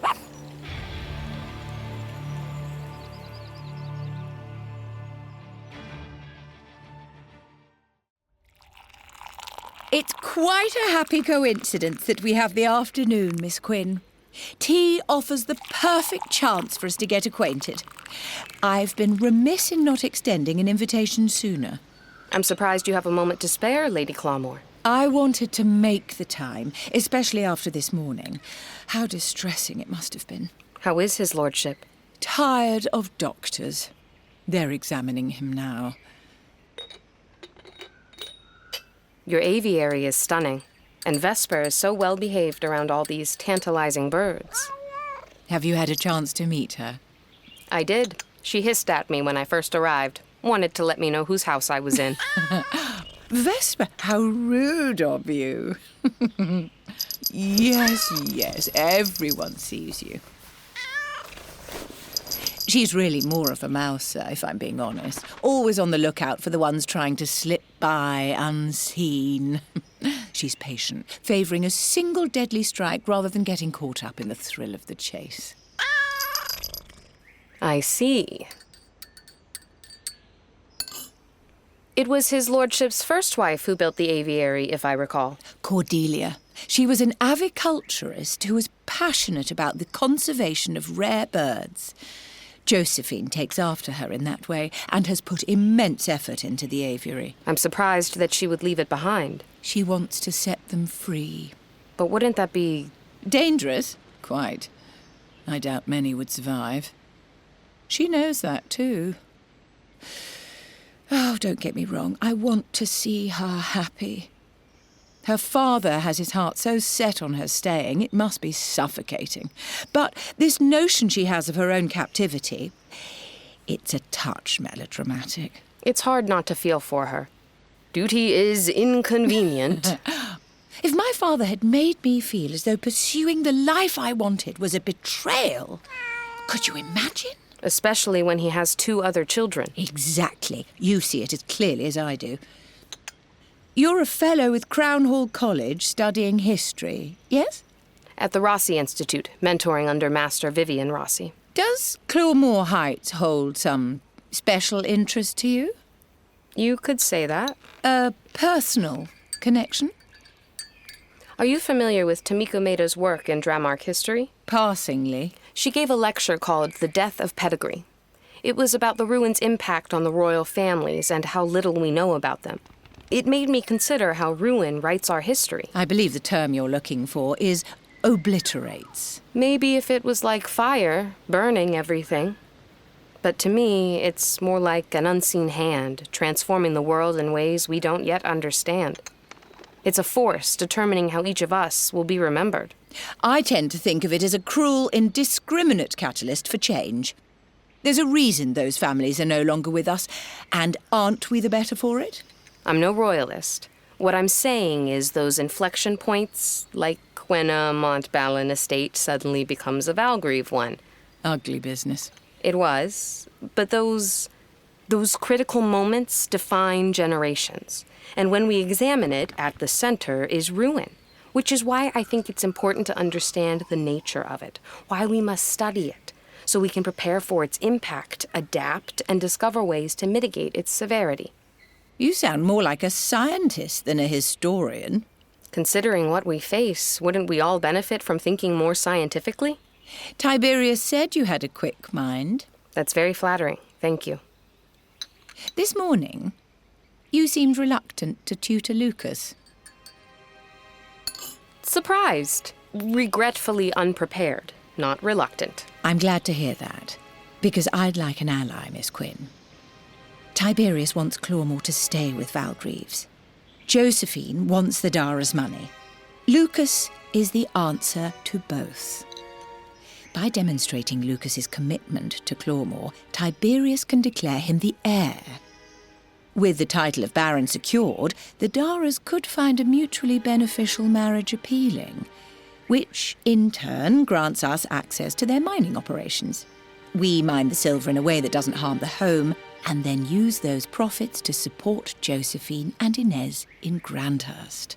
And you believe that if I tutored your son like I've been trying with Lady Josephine, it might change Lord Clawmoor's mind? I do.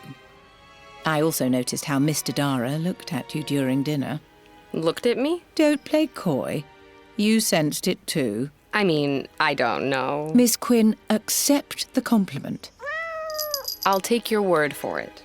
Cassius Dara has a younger sister and a couple of eligible cousins. If I suggested one of them marry Lucas, it might seem a bit heavy-handed. Pushy, even.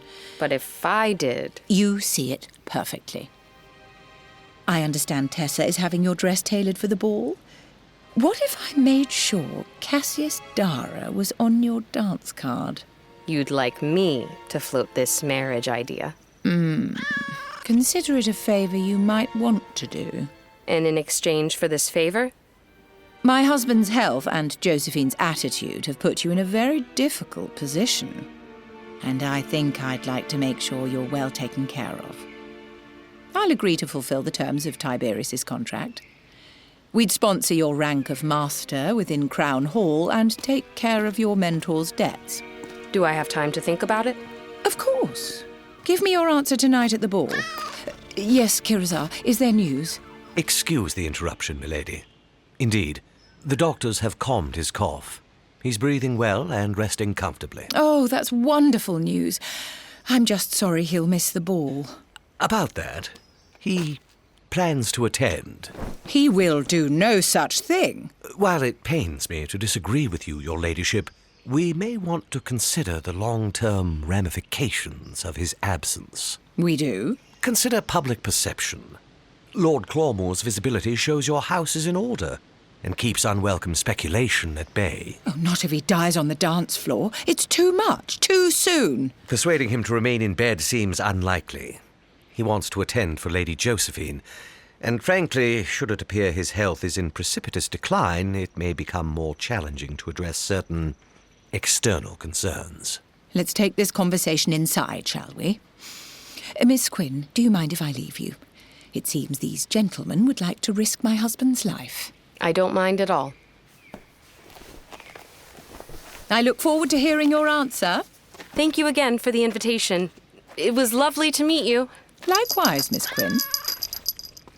Tell me honestly, Kirazar, how does he look? Propping up a sickly man doesn't exactly convey strength. I can speak to his valet, and I'll see if the still-room attendant has a tincture to help.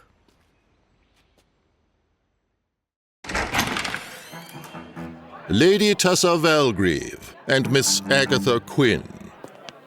I stepped out of the hallway and into a sumptuous panorama of wealth. In the ballroom, crystal chandeliers floated above the dancers, their light twinkling like stars. Below, gowns in burgundy, copper, and blue swirled in time to the music. The polished dance floor acted as a mirror, doubling the spectacle. And in front of it all stood Lord and Lady Clawmoor, ready to greet us. Don't you both look stunning? Udolpho does not disappoint. He really is the best. Thank you, Lady Clawmoor. And Lord Clawmoor, you're looking well. A bit of polish never hurts. Have Josephine and Inez arrived yet? Over there by the doors leading to the terrace. Look for the two faces beaming with the most joy. As he watched Lady Josephine, his eyes revealed a trace of melancholy. His smile was affectionate, yet marked by grief. Oh, it's hard to look at her and not see her mother. I wish Cordelia could have been here, if only for a moment, to see her little girl grown up with a love to call her own. Moments like these remind us that those we miss dearly are never far away. The memories keep them close, indeed. Come, Miss Quinn. We're holding up the line. Find me later so we can finish our chat from this afternoon. I will. Why is there a footman staring at you from across the room? Where? By the refreshment table. Oh, that's Perry. We should say hello. We absolutely should. It'll send my great aunt into a tizzy the like society has never seen. Who is your great aunt? Do you see that shriveled prune in the corner? The one in the giant hat? That's her. Lady Catherine Valgrieve, an absolute viper of a woman. I love her. When she sees me talking to the help, it will give her something to complain about for months. It'll be brilliant. Perry, you're looking very sharp tonight. Much obliged to you, Miss Quinn. Formal livery always gets a good press and an extra dash of starch. It's like putting on a bow tie. Doesn't change the job, but sure makes it feel more eventful. Well, isn't he a fun one? Thank you, Lady Tessa. But, over your shoulder, 5 o'clock, your great aunt is giving us the eye with lips so pursed you'd think she caught an unbonded rifling through her unmentionables. Which is exactly why I'm going to put my hand on your arm like you are the most charming man in the world tonight. Ha! Please don't get me fired, Lady Tessa. Oh, fine. No one feels like living dangerously tonight. Ooh, speaking of drama, I need to find Stellan.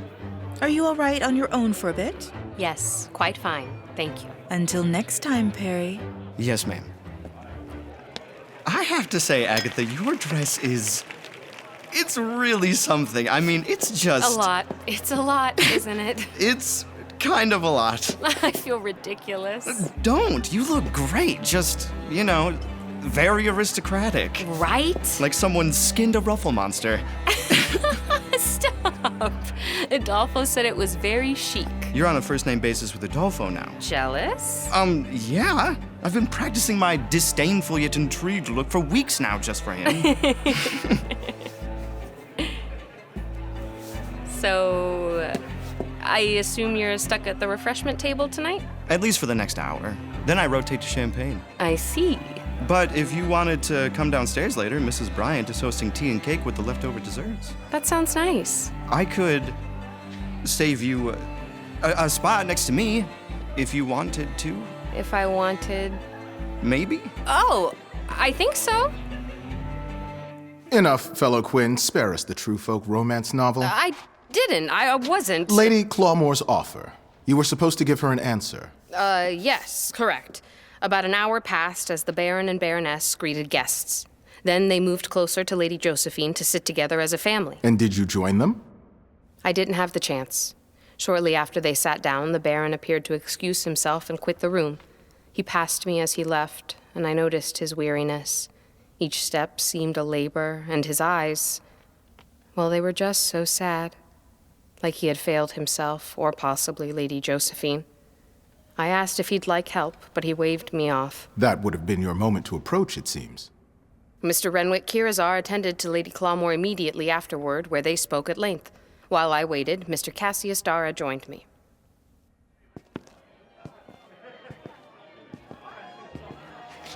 Do you think there could be something between them? Kirazar and Lady Clawmoor? Well, surely there must be topics more worthy of our attention than speculating on the love life of our hostess. I said nothing about love. How would I know? And why should you care? I believe you're talking quite out of turn. Ever the true folk defending their employer. You mistake me. I don't care what she does in her bedroom or who she does it with. My interest lies in economics. Half of this room knows Lord Clawmoor has 1 foot in the grave. His creditors are sweating. You really are circling overhead, waiting to pick over the bones of their misfortune. The ruin has made each of us what we are, Lady Clawmoor and Mr. Kirazar included. So you feel entitled to secure your future by any means? I feel entitled to survive. And I have made them a fair offer, generous even, considering what little of Clawmoor Heights I've seen. Then what is your concern? Lady Clawmoor is as cunning as she is beautiful, and Mr. Kirazar is as clever as he is ruthless. Together, they unsettle me. But how crass of me. Forgive me. I have the pleasure of standing near a woman of keen intellect, and I waste it with aristocratic vulgarity. May I have the honor of a dance to redeem myself? You may.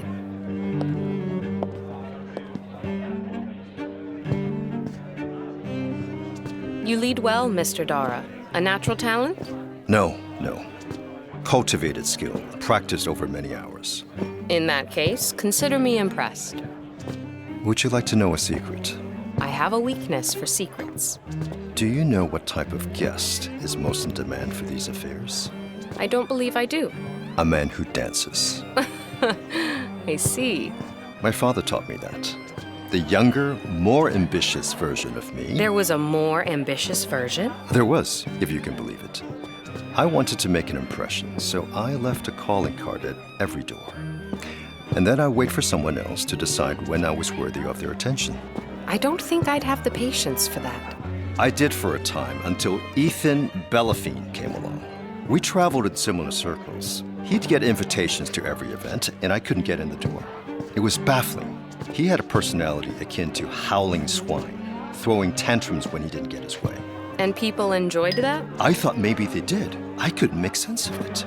So I finally asked my father what I was doing wrong. He said Ethan was a man who dances. Balls need men willing to take a turn, so guests aren't sitting around looking lonely and sad. Which means he always received an invitation. And every invitation was another open door welcoming him in. So I contracted a dance teacher from the Peacock's Feast and have been a fixture at events ever since. It appears Mr. Kirazar doesn't hold a monopoly on cleverness. I suppose not. Are you still close with your father? I am. He's older now, but no less wise. You understand that my family is why I'm here. I'm not sure I do. You might view me as a scavenger benefiting from others' misfortune. I didn't mean it like that. No, you did. And you wouldn't be entirely wrong.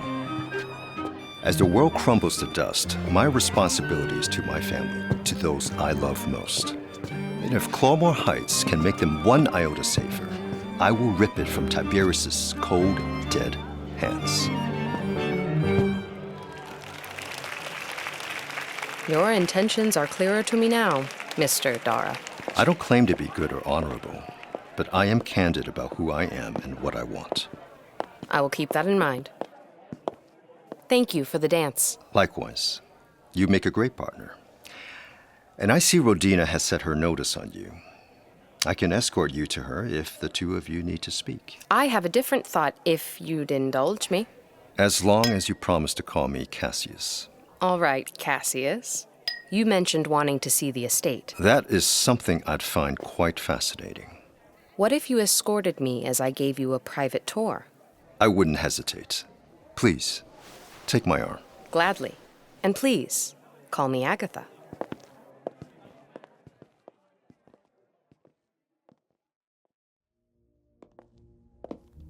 And this portrait is of Catherine Conrad and Esmeralda Valgrieve when they were children. It's hard to believe they were ever that young. That hunting rifle was as tall as Conrad. The Valgreaves teach their children how to hunt around the age of 7, depending on the child's aptitude. They also learn shooting, archery, and how to care for the animals on their estates. Remarkably old-fashioned. Did you say something? They're so antiquated. I think they would call it dignified. We Daras have a fresher perspective. We value ingenuity, invention, progress. And the Valgreaves chained themselves to the past. No wonder Tiberius can't let go. Clawmoor Heights was one of their earliest acquisitions. It's a symbol of pride. Excessive pride, more like. And who is that? The woman above the mantel? Lord Clawmoor's first wife, shortly after they were married. I thought she looked familiar. I only met her once or twice as a young boy before she died. She was lovely. Records listed her death as a sweating sickness. You sound skeptical. Those with wealth and influence always find a way to die from anything but ruin. What was that? Where did it come from? Around the corner, over here.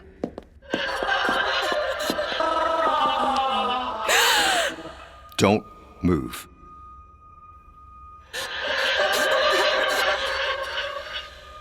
I've seen her before. Who or... Let Oh, what is that? me... The doorway, there. The way we came in.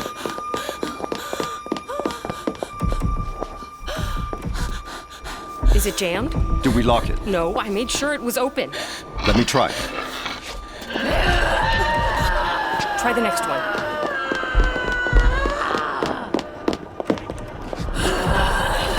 I think it's doing it. What are you talking about? Controlling the doors. What? Cassius, shh! That alcove across the hall. Go, now!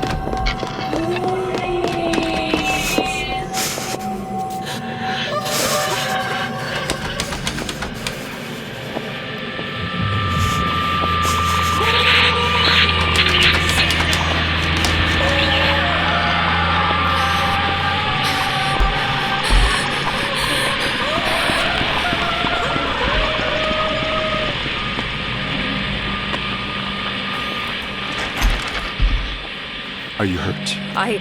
It was, too close. It was too close. Did you see the face? I did. That was Cordelia. Where is she going? Toward the ballroom? No, that's the other direction. Just give me a moment. Let me think. It's the East Wing. It has to be. When I saw her before, she pointed in that direction. It's like she was trying to tell me something. We need to warn them. There's no one in that part of the house. How do you know? Follow me. Where is she? Turn left. At the end of the hallway, we go right. We need to get to the long gallery. What's there? There's a locked door that leads to an older section of the house. There! The door should be at the other end. Is that... Cassius, is that the Baron on the ground? Can you turn him over? Is he breathing? Check his pulse. He's dead.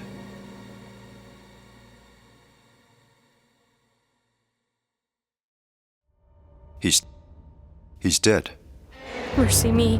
There's blood everywhere. We need to get help. I'll check the rooms. Hello? Anyone here? They're empty. You there! Yes, you! Get Mr. Crispin. Hurry! Yes, ma'am. What was he doing here? I thought he was better after this morning. What happened this morning? He had a coughing fit. He has, had the blood cough. Lady Clawmoor wanted him to stay in bed, but, Mr. Kirzar insisted, well, and he did too, that he make an appearance at the ball. Why is he in the opposite end of the house? Wait! The door. The locked pocket doors. Look! They're open. He must have opened them. Do you see anything? An apartment or maybe a nursery? It's too dark to tell. I think there might be a stairwell. Shh. I think I hear something. Hello? What's happened? Oh, good gracious. My lord. He's gone, Crispin. I'm sorry. Hello? Is anyone there? Miss Quinn, please. Secure those doors. I think I heard someone. It's her! She's coming! Shut the doors! The key! Where's the key? Mr. Dara, check Lord Clawmoor's hand. Found it! I have it! Lock the door, Miss Quinn. I'm trying! I'll brace the doors. My hand, it doesn't want... It's frozen! I can't move it! I can't breathe. The heartache. The weight of sadness. The key!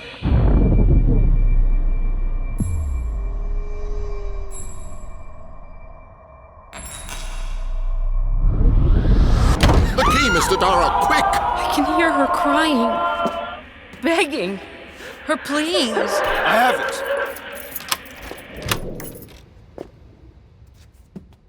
Grace, fetch Perry. Go. Right away, Mr. Crispin. Well, what happened? Are you all right? Yes, I think so.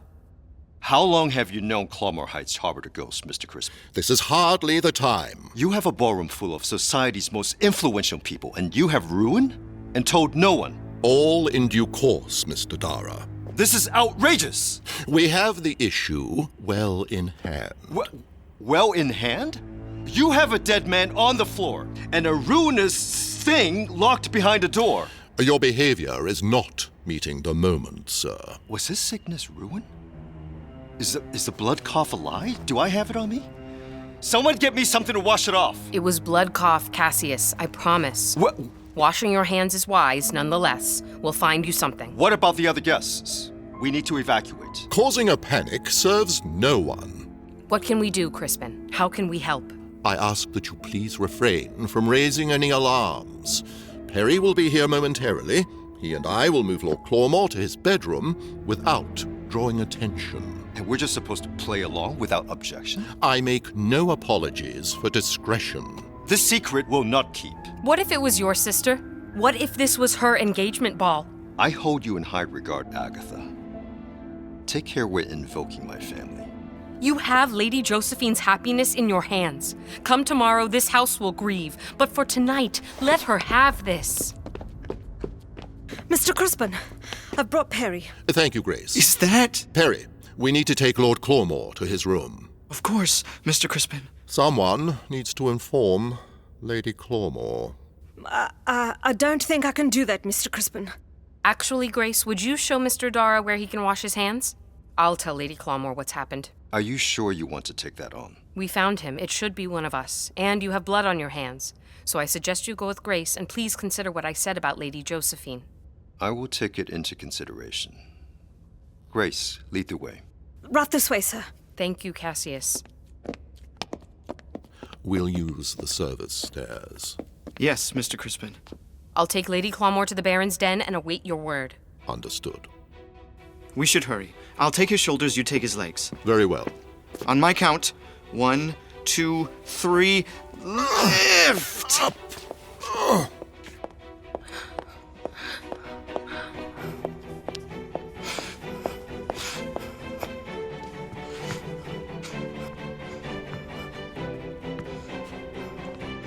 Oh, sorry. Pardon me. Entirely my fault, miss.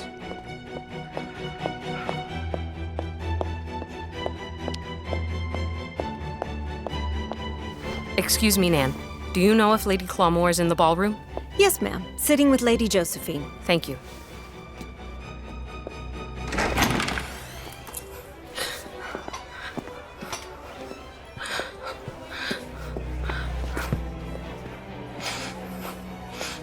We're thinking about having the wedding in Grandhurst. The Whitby Arboretum, in fact. We can't decide between the lower meadow or the arches. An afternoon event, then? As much as I would love an evening wedding. I told her she could have it in the evening or at the Arboretum, but not both. I don't trust the riverbank after dark. You shouldn't worry about that if you're on the arches. That's what I said. Please forgive my interruption. Lady Clawmoor. I feel like I've been waiting all night for you to find me, Miss Quinn. Thank goodness you finally gathered the courage. Could we talk somewhere more quiet? Josephine, Inez, you make delightful company, but I must away. If you need anything, Stellan and Lucas have ensconced themselves in the billiards room. Shocking. Lead the way, Miss Quinn.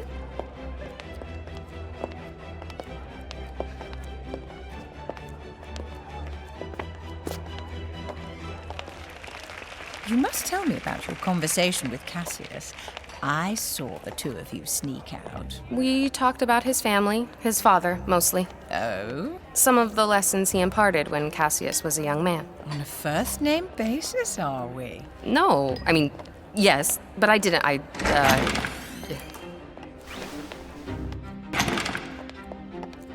Is something the matter?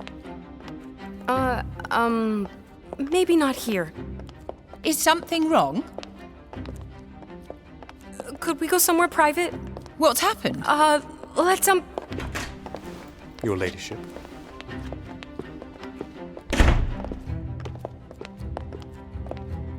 Is it Tiberius? I told Crispin we'd wait in the den for word. His den? What word? Do you trust me? No. As little as I trust anyone willing to scheme with me for profit. I don't like the look of this. Miss Quinn, what's happened? His lordship has passed. No, he was just enjoying himself. He was there. You saw him! This is some wicked trick. I'm going back in. I don't know what this is. Lady Clawmoor, stop! You will not tell me what to do in my own house. It's more complicated than ruin, take me. I am begging you, please stop. What is this? Your ladyship, the Baron is no longer with us. May I please take you to his den to wait for Crispin? I can't see him. Not yet. I need to see him. You will. Where's Lucas? Where's Kirazar? How do you know any of this? What did you do to him? Please, I'll tell you everything inside.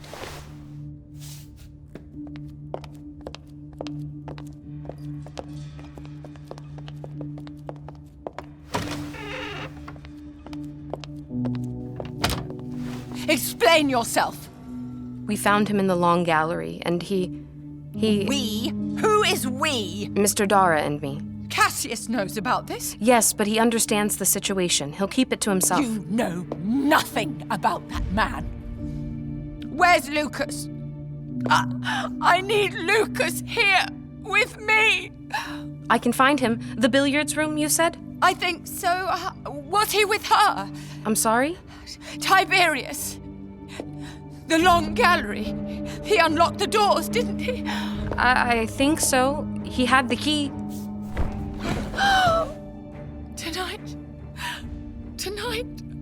Of all nights, of course, tonight. Should I get Lucas or stay? Lucas, please, get Lucas. Crispin and Perry know to come here. Please, don't leave. I have no strength to carry me. I'm so sorry. Give me a moment. I'll get him.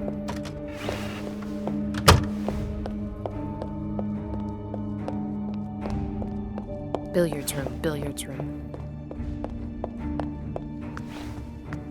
First floor. South of the ballroom. Third door. 1, 2, 3.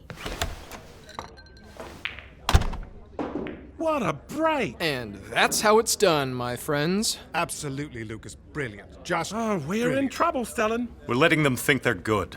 It's all part of the mind game. Pardon me, Lord Lucas. If I... Not now. Oh, well done, well done. Really? Nice. Yes. It's terribly awkward, I know, but if you could just... Nice again? Since I'm standing around doing absolutely nothing. What is it, Miss Quinn? Would you mind stepping over here? I'm so sorry, Lord Stellan, but it's your father. Is there a problem? If I could just get you and your brother to come to the den? Is he... Well, He is, isn't he? My deepest condolences. Her ladyship is in the den, and she wanted me to bring Lord Lucas to her, but we're trying not to... Break Josephine's heart on one of the happiest nights of her life. That. Yes. A moment. Lucas! Let our friends take over. We need you. But I'm on a streak. They couldn't shoot if their lives depended on it. Oh, a most unjust accusation, good sir. With friends like these. Lucas! Now. All right, I'm coming. I'm winning, and you just can't stand it, can you? It's our father. Has something... Is it serious? Your faces look serious. We think he's gone. No, wait, what do you mean, gone? Gone as in We need gone? to step into the hall. We can't do When this we say here. gone, do we Lucas, mean dead? Take a breath. Miss Quinn. I'll get the door.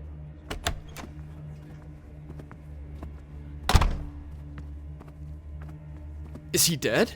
He's not dead. He'll be all right. Your mother asked for you. We're taking you to the den to see her. He's not all right, Lucas. What am I supposed to do? What's You're happening? supposed to walk. I need to know what's Nothing happening. is happening. You're putting a smile on your face in case anyone sees us, and you're walking down the hall like nothing is happening, because nothing is happening. But... that agony building inside you, swallow it down. Strangle it if you must, but do not own it. John! You mischievous rogue! Unhand me, you foul creature! Stellan! Lucas! Come with us. Stop! Agatha! I didn't see you. We're dying for fresh air. Join us! Maybe later. We'll be in the garden doing things we shouldn't. Wait, Tessa. Lucas, come with us. Don't make me rescue you, cousin. Rescue me! Oh no! Do not rescue me! Oh, I was supposed to have you two dance! Oh, next time, I swear! I have to go! I'm being kidnapped against my will, and it's divine! Unhand me, you ruffian! Come on, Lucas, press on. We're close now. I can't just pretend. Yes, you can. And you must. Smother it. Choke it. Bury it in a dark place. Keep moving.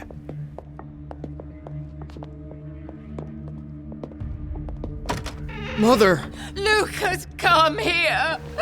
Oh. Is he alive? Shh. They won't tell me anything. I don't think so, my darling. Will someone tell me what is happening? I can, yes. Mr. Dara and I were looking at some of the portraits in the gallery when we, sorry, I'm trying to get my thoughts straight. We turned a corner and found his lordship on the ground. He was still dressed in his jacket, but he had blood all down the front of him. And he wasn't breathing, and Mr. Dara couldn't find a heartbeat. We think he was, gone. Yes, gone. When we found him. Where did you find him? Where do you think? In the door? Open. That fool! How many times? How many times? Stellan, please. I told him to leave it alone. What are you? He was resolved to do as he wanted. I told him to leave it be. I know. I begged him. The fool. I hurried to find someone, Grace, I believe her name was, who fetched Crispin and Perry. They helped his lordship to his bedroom. Crispin asked that we wait here. He was troubled by concerns over, well, Lady Josephine. So, he's dead. Yes. Josephine. No one thought to get Josephine? I'm not sure we You'd should. leave her oblivious. Only for the next few hours, until the guests depart. And then what? Say sorry your father died hours ago? The ball requires a host, Stellan. The family cannot simply vanish. We need a plan. We need to strategize, determine our approach, our timing. You're concerned about saving face while our father lies dead upstairs. I'm concerned about this family's reputation. Every impulsive action we take too quickly leads to complications on the other side, and there will be an other side. I'll tell her. What? I'll go. I'll tell her, Josephine. I'll be the host. No. I'm not a child, Stellan. I can do this. Agatha, what do you think? Why are you asking her? Because she's the only true folk in the room. Perhaps you both could. Lord Lucas could bring Ladies Josephine and Inez in here so you could inform them privately. While Lord Stellan, you stand in as host at the ball. He can't stand in the middle of the room, not speaking or entertaining. I need to be the one to go. I believe you should remain here to await word from Crispin. You said yourself that you didn't have the strength to carry you.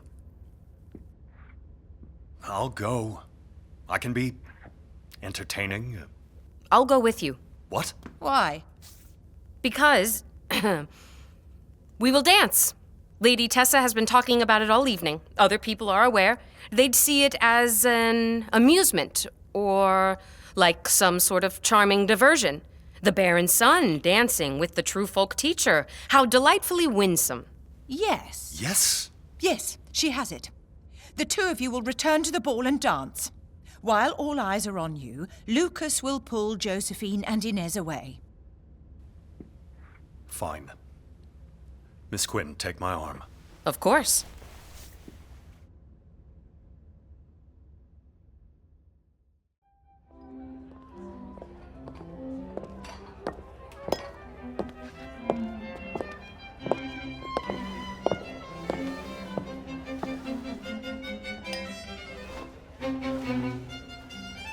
We're ready. All right, then.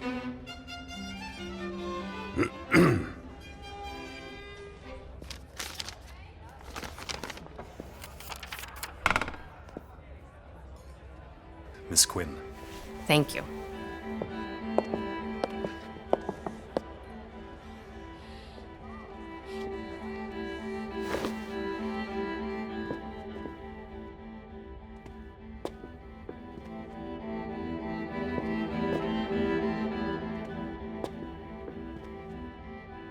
Dancing feels like a betrayal. Think of it more like a sacrifice. I'm supposed to smile and laugh and pretend my heart isn't shattering. And yet, as you said, you must keep moving. For appearances, for your family, for... My father. For my father.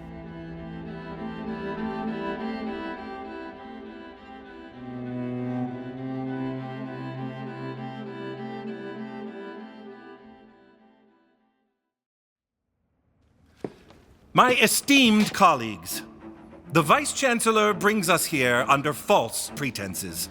A baseless accusation, Master Rossi. Return to your seat so we may continue. He says we're here to review fellow Quinn's conduct and suggests she's an unsanctioned ruinologist, experimenting on the Valgrieve family, no less. Yet fellow Quinn's account paints a vastly different picture. Imagine the terror of that night, of crossing paths with an apparition, of finding Tiberius Valgrieve's bloody, lifeless body. Did she shriek, or howl, or run away? Did she give way to hysteria, exacerbating the family's distress? She did not. She offered them support in their time of grief. She solved problems instead of creating them. How is that not living up to the ethical standards of this guild? Her conduct epitomized our obligations as true folk and challenges the very premise of this inquiry, which I argue serves nothing but to inflate the Vice-Chancellor's ego. Silence, if you will, colleagues, please. Master Rossi has misjudged the scholars in this theater. He believes he can sway you with mere rhetoric, likening you to magpies dazzled by a single impassioned speech. Far from it. I address myself to the astute and sharp-witted individuals before me. We do not need to prolong our deliberations unnecessarily. I agree completely. So, allow me to pose one final question.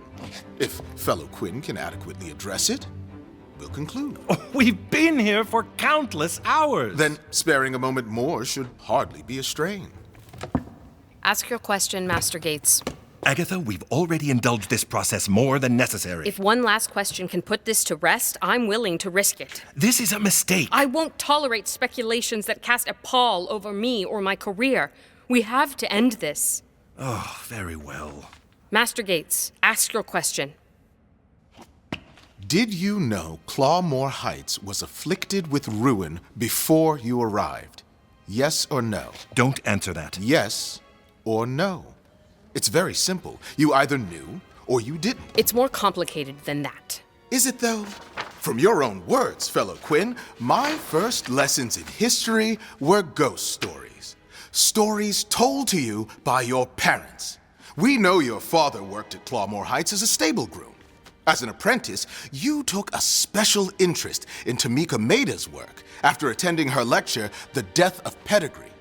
It's common knowledge among those here that her field of expertise lies in examining the impact of ruin on Dramark history. You state Cordelia Valgrieve's cause of death was sweating sickness, but then make an offhanded quip about how, as far as records are concerned, aristocrats die from everything but ruin. You led Mr. Dara to the former Lady Clawmoor's portrait, knowing well the history and layout of the manor. There, you encounter a ghost, and instead of fearing it, you follow it. And then, when you have the chance to trap it, you find yourself so overcome, you drop the key? This entity of ruin was only kept at bay after an unaffected Mr. Dara stepped in to lock it away. Fellow Quinn, you state your presence at Clawmoor Heights was purely as a tutor in residence. But isn't that the false pretense? Isn't the real truth that you've always known Clawmoor Heights was in possession of a ghost? I had my suspicions. This isn't the Piedmont Accord. Don't skirt the issue with semantics. Stand by your convictions, fellow Quinn. Yes or no? Did you know there was a ghost at Clawmoor Heights? Yes, I knew. And is it true that a ghost can only exist where ruin is present? That is accurate, yes. Then why accept the contract if not to court the ruin itself? Wasn't it always your intention to study the ghost of Cordelia Valgrieve? Yes, it was. For the 700th time, you don't need the Guild's permission to study ruin. But that's not the end of the story, is it, fellow Quinn? No, it isn't. Retake your seat, Master Rossi. Our inquiry is not over. I'll take my seat after I remind this entire chamber that your colleague, Agatha Quinn, agreed to this inquiry voluntarily. And this insinuation by the Vice-Chancellors that she's been anything but forthcoming is not only disrespectful, it's an excessive display of bias. So noted. May we continue? By all means. We've already established the answer to my next question, but I'll ask it anyway. Fellow Quinn, with the Baron dead and your services no longer needed, what compelled you to stay at Clawmoor? After Lord Clawmoor's death, my contract was effectively terminated. However, I was asked to remain. By whom? By Lady Redina Valgrieve, the now Dowager Baroness of Clawmoor.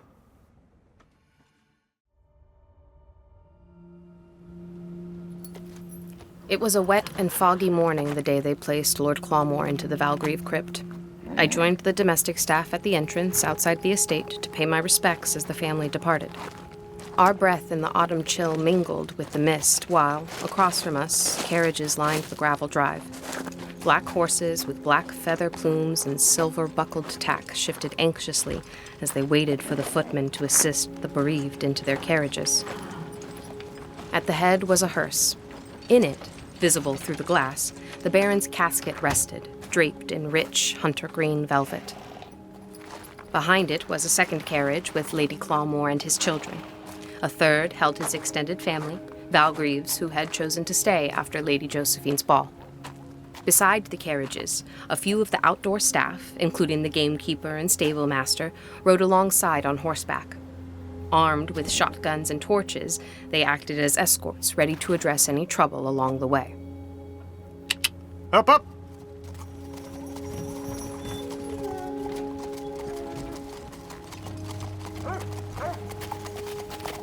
Slowly, the procession pulled away, and we stood in reverent silence until the cortege had disappeared into the fog.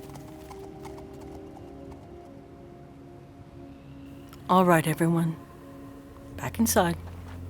I was packed and ready to leave and had intended to make arrangements for my departure when Lady Clawmoor's maid approached. A moment, if you please. Something you need, Nan? Her ladyship requests you stay a few more days. Did she say why? To discuss a more permanent position at Clawmoor. I believe she has Lord Lucas in mind. Ah, I see. Your service to the family hasn't gone unnoticed by her. I don't mind staying long enough to have a conversation. She'll make sure you're compensated for any inconvenience. That's kind of her, but unnecessary. I'm happy to speak to her. Very good. We're about to have a bite to eat before we ready the drawing room for Mr. Kirazar. Would you care to join us? I'd like that, thank you. What's happening in the drawing room? The reading of Lord Clawmoor's last wishes. Of course.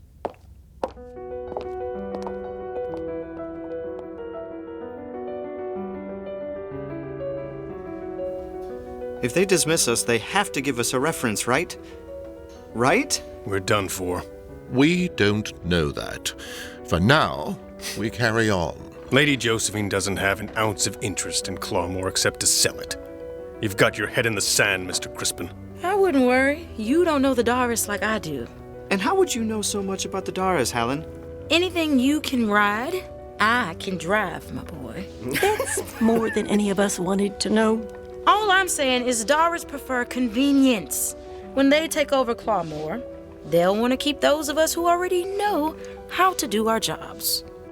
I, for one, won't get caught up in wishful thinking. I said it once, I'll say it again. Prepare for the worst, hope for the best. And how are we supposed to do that, Mrs. Bryant? By reaching out to friends and family and other houses now before the axe falls. Why wouldn't the guild take care of us? Ah, Nan, Miss Quinn, join us. I wouldn't want to rely on the guild. Sure, the League will know about vacancies, but what if it's an Astus Willow estate? What are you going to say then? You'll never see me cooking in an Astus Willow house. Perry, be a dear and pass them the bread and cheese. Here you go, ladies. Thank you, Perry. What's wrong with an Astus Willow contract?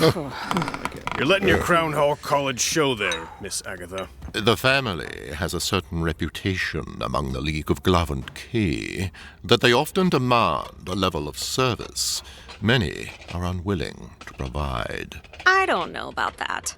I had a friend assigned to Cronbold House who said working there was very exciting. Let's Astus Willow speak for life-threatening. I'm sure it's just rumors. Rumors. Oh, I fully respect your profession, Miss Quinn, but there are some things only butlers know about the homes they serve. Oh, sounds like Mr. Crispin has a story. You didn't hear this from me. But I know the butler at Crombold House, and she says the lord there has sunk a fortune into a laboratory where he conducts heinous experiments on some sort of ruinous monster. A monster, this butler tells me, that is actually Lady Astus's first husband. No, that can't be true. For a second. Oh, I absolutely believe it. I'm with Hallen. There's something wrong with that house. Do we even know if Lady Astus has had more than one husband? Well... What did I tell you? Oh, out with it, Miss Quinn. Please understand, I specialize in places, not people. That being said, there's evidence that a young Leonora Astus with her cousins got it into their heads to, how do I put this? Peruse the decor at an abandoned royal estate. You mean filching some antiques to call their own? I am, yes, thank you. So they contracted a pair of seasoned ruin hunters from the Piedmont Accord to escort them. They did manage to find the place and then wrote their own invitation inside. You mean broke in? I do. Though by the description, the estate was mostly empty or already picked over. So the party grew bored and returned home. But Leonora and one agent remained. They spent years there reclaiming the property from ruin. Apparently, Lady Astus really knew how to polish that piece bad. Hallen. Too far, too far. The point is, it wouldn't surprise me if the family hid her marriage to a true folk. Not that I don't appreciate good jokes at an aristo's expense, but I'm more concerned about keeping my job. I put my trust in Lady Josephine to do right by the house. So we're sure it's going to be Lady Josephine? Most certainly. Were you able to get her to agree? No, I wasn't. There really wasn't enough time. But I agree with Mr. Crispin. The Baron was adamant about bequeathing Clawmoor to Lady Josephine. That probably doesn't bode well, then. Well, by tonight we'll know for certain what will happen. Until then, as Mr. Crispin says, carry on. If we must reckon with the worst, I'll organize a meeting to pool our resources and our contacts.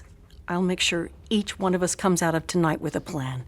Until then, we need to ready the drawing room. The family will be home soon. Yes, Yes, Mrs. Bryant. Hey, Agatha, can I talk to you outside for a second? Of course. Lead the way.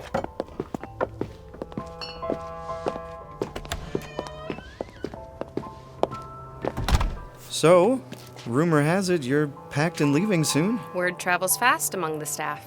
Yeah, well, in the League, a mark of excellence is anticipating a person's needs. And since we can't read minds, keeping an eye on everyone is the next best thing. Seems reasonable, even if it feels a little like spying. We'd call it paying attention. Very different then. Completely. Anyway, before you left, I wanted to... Oh, I'm not leaving yet. You're not? No. Lady Clawmoor has asked me to stay to discuss a more permanent position. She has? I'm not sure if that's something I'll want to do. Oh, why not? It appears she's thinking of contracting me as a tutor for Lord Lucas. And he isn't someone I'd like to spend much time with. I know it's probably too late for this, but he hasn't had it as easy as it seems. You don't need to make excuses for him. I know. And he hurt your family, I get that. Though, I'd put my money on her ladyship for your father's firing. I doubt Lord Lucas had anything to do with it. Why are you defending him? I know what it's like to feel overlooked. He just... Well, think of it this way. You have a father who never believed in you and now never will. Your siblings are indifferent to your existence, and your mother has pinned all of her hopes and dreams on you becoming something you're not. Everywhere he goes, he's surrounded by narcissists doing everything they can to ignore reality. Given all that, you can't succeed. And then you turn resentful and take that resentment out on everyone who isn't you. When someone shows you who they are, Perry, believe them. He doesn't treat you kindly because he's never been taught how. His past might explain his behavior, but it doesn't excuse it. It's unfair to expect me to show... I'm not expecting anything, Agatha. I'm not. I liked the idea of you being around here longer, that's all. I don't have any details. I understand. Yeah. So I should probably go help the others. I didn't mean anything, but... I know. It's all right. Just, work to be done. Of course.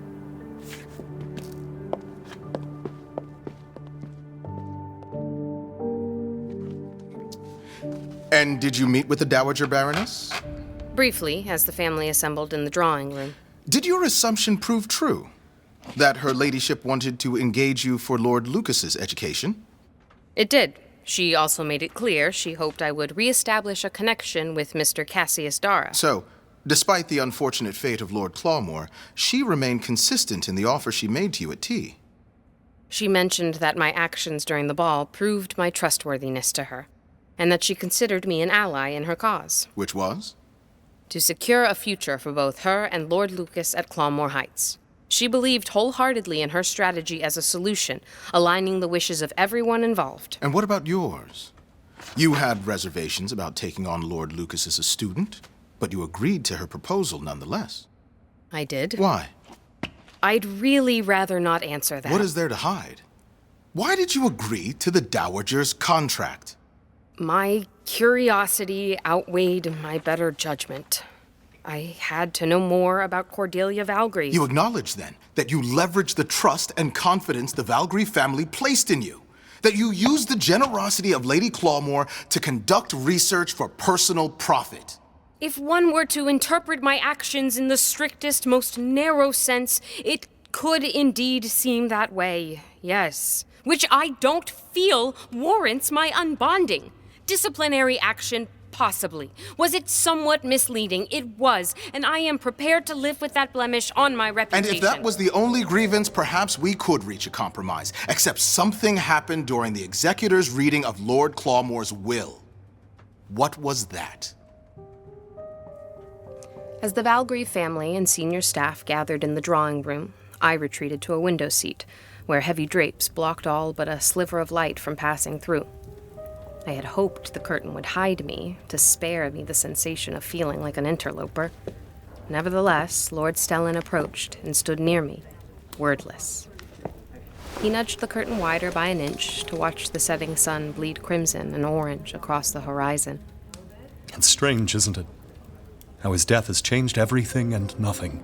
The day's strain was visible in his dark, disheveled hair and melancholic eyes. I sensed he wanted to talk, but I was at a loss for what to say or how to respond. I eventually offered a feeble, "My condolences for your loss." Thank you. My grief feels inappropriate. Why is that? I've spent days wondering the same. It feels selfish. When everyone has lost so much, shedding tears over an old man who lived a full life somehow seems indulgent. You're allowed to grieve your father. Perhaps. May I join you? Of course. People only care about ruin, and even then, only the cause. We're so preoccupied with what it does to us, we rarely notice what it takes from us. The illusion of permanence. We take for granted the familiar aspects of our lives, assuming they'll always be there. That's what keeps me up at night, thinking about how much will slip through our fingers between the time I close my eyes and open them the next morning. Answers to the questions of who we are, why we're here, where we came from. How many discoveries just fell forever beyond our reach because I needed sleep? And we won't even know to ask what was there before. Is that why you became a historian? I suppose you could say it's my personal rebellion against the ruin, preserving what I can for as long as I can, and if it isn't too impertinent for me to say, I think that's what your father wanted with Clawmoor. To preserve a piece of history? Mm-hmm. No, that's not what mattered to him. Then what did? My mother. He wanted to make sure she'd always have a place to live. You mean the Baroness? No. I mean my mother. Lord Stellan, I know you know. And I would appreciate your continued discretion. I don't think that's wise. It may not be wise, but for now it's a necessity. You must keep this to yourself. You realize that's not your mother. I don't know what it is or isn't. Regardless, my father believed it was, and he couldn't let her go. But that means there's ruin here. I know what it means. It's a secret Rodina and I keep close. Mr. Dara was with me. I am in the midst of ensuring his silence. You're putting people at risk. I have the situation contained.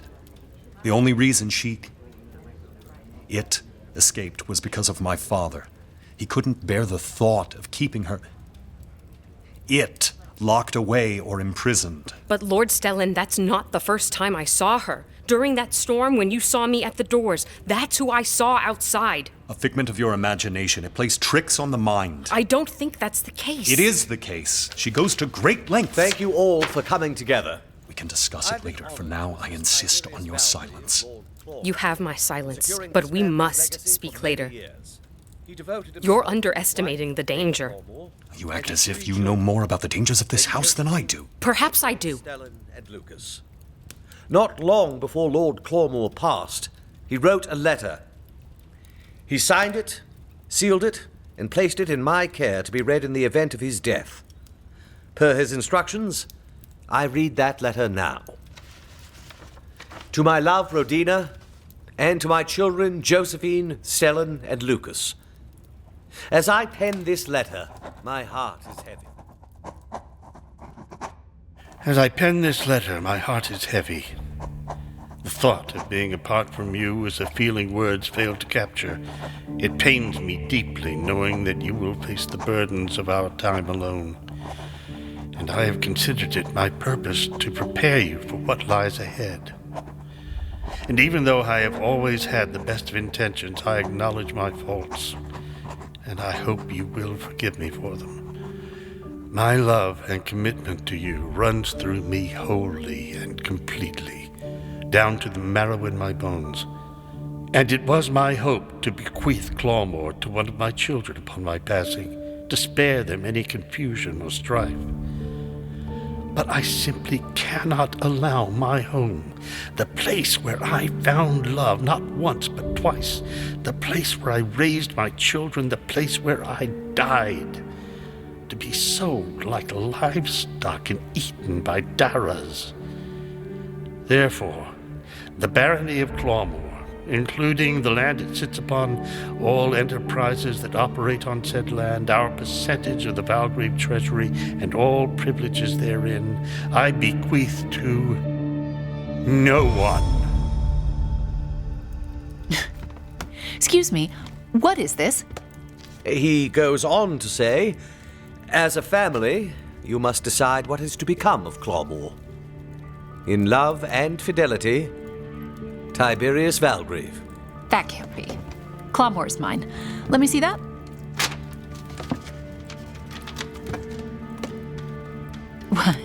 What does this mean? I thought he was going to... He can't be serious. I don't understand what this means. What does this mean? It means he gave you nothing.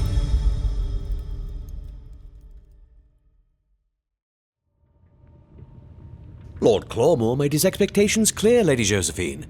He demanded a pledge from you to be Clawmoor's Baroness. You defied him, believing you could force his hand. That gamble didn't pay off. How do we even know this is his handwriting? This could be your doing, Kirazar. You don't know your father's handwriting? I'm shocked you didn't write your own name in. Trust me when I say Clawmoor is a responsibility I would never want. May I see the letter, Josephine? How long have you known about this? Why didn't you say something? The terms of my contract prohibited me from doing so, milady. That's no excuse. I had strict instructions. You work for this family. I work for your father. The courtesies I extend to you are just that. Courtesies. Lucas, come here. Yes, Mother. Now is the time to declare yourself. I don't know if that's... This family needs leadership. Why wouldn't that be you? You have the stronger claim. It's his handwriting. I don't see any reason to consider it forged. Then, Mr. Kirazar, consider yourself fired. Alas, that is not within your power. I will not tolerate your presence in my house a moment longer. Again, this is not your house, Lady Josephine, and you do not command me. Josie, please, pay no mind to that awful man. We'll find a solution. Listen to Inez. Why don't the two of you wait by the mantel while I look into this? And how do you plan to do that? I'll find a way. Rest assured, I won't let him remain here like some Piedmont leech. I assure you, I have no interest in remaining here any longer than I must. Make your claim, Lucas. I don't think I want this. Yes, you do. What if I was the Baron of Clawmoor? This isn't the time for games. It's not a game, Stellan. I could be Lord Clawmoor. Over Kirazar's dead body. Pardon? Would you ensure we'd have enough for a comfortable life in Grandhurst? Well, sure, Yes, he would. In that case, we need to back your brother, my darling. He'd have to sell. He won't be able to raise the funds if he keeps the estate. We don't know that, do we? We know that. You have no idea what I could do, Stellan. Given you've never done anything of merit, I suppose that is true. That's not fair. Look around this room. Stellan, stop. I said look around. I'm not a child. Consider every person in this room, Lucas. Can they trust you to feed, clothe, house, and pay them? Are you capable of ensuring their safety? I could, Face them, not the floor! When the ruin encroaches, because it always does, will you confront it or let them fall to monstrosity? What will you do when their eyes turn yellow and their bodies rot? When their ghosts suffocate you in your sleep, you won't have the breath to call for your mother! I don't know. Sorry. What can I can't do this. Lucas! I can't do this, Mother. Lucas! I'm Lucas. sorry, Mother, no! Lucas! Come back here! How dare you speak to him like that? You have coddled him his entire life. He's never known hardship or loss. He just lost his father. It was unspeakably cruel. He is wholly unprepared to be a baron, and that is your doing, not mine. Says the man who refuses to show him any kindness or offer him any guidance. I feel sorry for anyone who has to call you brother. You have no right to speak to him like that. Oh, shut up, you spoiled, insufferable, unbearable brat! Your father begged you to do one thing for him before he died, and you are so enormously selfish, you couldn't even consider it. You are out of line. I'm out of line? That's rich. I'm not going to listen to I've this. had enough of this. Stop. Get out now. You need to get away from me. Stop. Stop. I said enough. By the endorsement of the League of Glove and Key, the true folk of this estate claim Clawmoor Heights. No, absolutely not. You can't. You... Thank you. Until Clawmoor Heights secures a Valgrieve head of house, we will continue in our duties for 1 week as a good faith gesture. After that, the Valgrieves may sign the title over to the Guild to release themselves from financial responsibility. If not, and you refuse, the Guild will call for a work stoppage. Wait. I don't understand what you mean by work stoppage. It means you have 1 week to sort this out before we take the house, or you're on your own. But I don't know how to do anything. Well, when you're ready to learn, the kitchen's downstairs and on your right. The kitchen? Nez, dearest, don't fret. I won't let it come to that. Who is currently in possession of the title? I am Lord Stellan. Wonderful. All right, then. I'm glad we could come to this understanding. Dinner service begins in 2 hours. And the mood at Clawmoor in the aftermath. The immediate aftermath was chaotic while the family struggled to make sense of their dilemma. But then Lord Lucas went missing and tension grew with each passing day. He left the estate entirely. He bolted on horseback, humiliated and shaken. We gave him the night and assumed he'd return by morning, but that didn't happen. And how long was Lord Lucas missing? By the 3rd day, we organized a search party. Lucas! Lucas! Lucas! Lucas, where are you? Lucas! Lucas! Respond if you can hear us! Lucas! I may know where he is. Why didn't you say something sooner? Well, I don't know for certain. And I also didn't want to leave Clawmoor, Given its uncertain future? that and other things. Ah. And I assume Lucas would have grown bored and returned by now. Where do you think he is? Years back, we stumbled upon a mountain cottage. It was abandoned, but had a reliable roof and working fireplace, so we kept it for ourselves, the 3 of us. A secret clubhouse?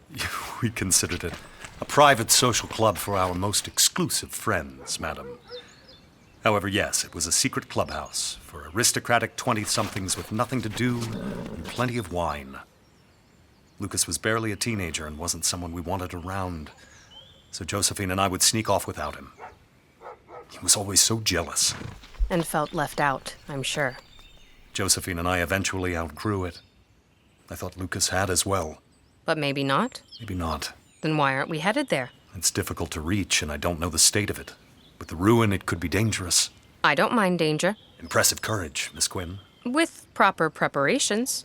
All right, then. Let's return to the house to provision before heading out. Perry! Going to search higher up the mountain. Yes, sir. Be careful. You especially, Miss Quinn. I will. Up!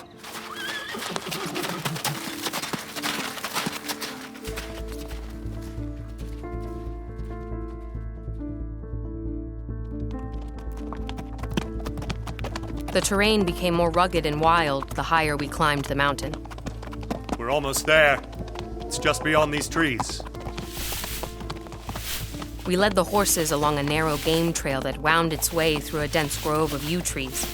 As we continued deeper into the thicket, above us, their evergreen branches knitted together to form a canopy that blocked the sun and plunged us into a sort of unnatural twilight. See that incline? The rise is steeper than it looks. The path steepened sharply, but the horses managed the climb. Then, as we crested the hill, the trees parted, and we could just make out the cottage. Immediately, we sensed something was wrong. Whoa!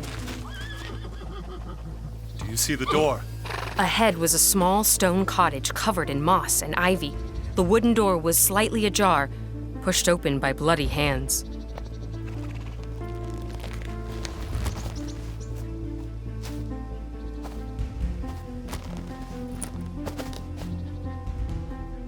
There, near the woodpile. Is it moving? Keep the horses back. I'll keep my aim on it. Near the woodpile was a small wolf on its side. Its gray fur was matted in patches. From a distance, it was difficult to tell if it was matted from blood, the black ichor of ruin, or both. The wood on the pile looks freshly split. Is there smoke coming from the chimney? I don't see any. Lucas! In here. I'm coming. Wait! You don't know what's in there. Is the wolf dead? Looks like it. Definitely ruined. Stellan! Lucas could be hurt. We need to hurry. Not until we know what we're... Get back!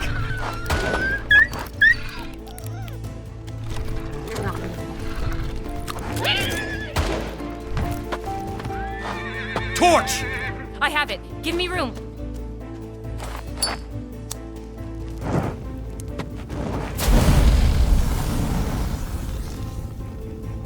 Lucas! I'm outside the door. Is there anything in there with you? It's just me. Come to the door! I can't. He's hurt. We need to go in. It could also be a trap. It's not a trap. It's my leg. The wolf bit me. Go, because I'm not waiting. We're coming in.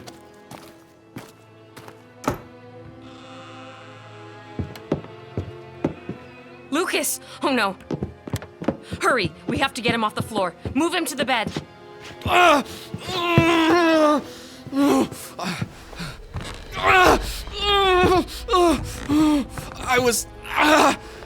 was getting some wood. Some wood for the fire. I need to see the wound, Lucas. Of course. Left leg.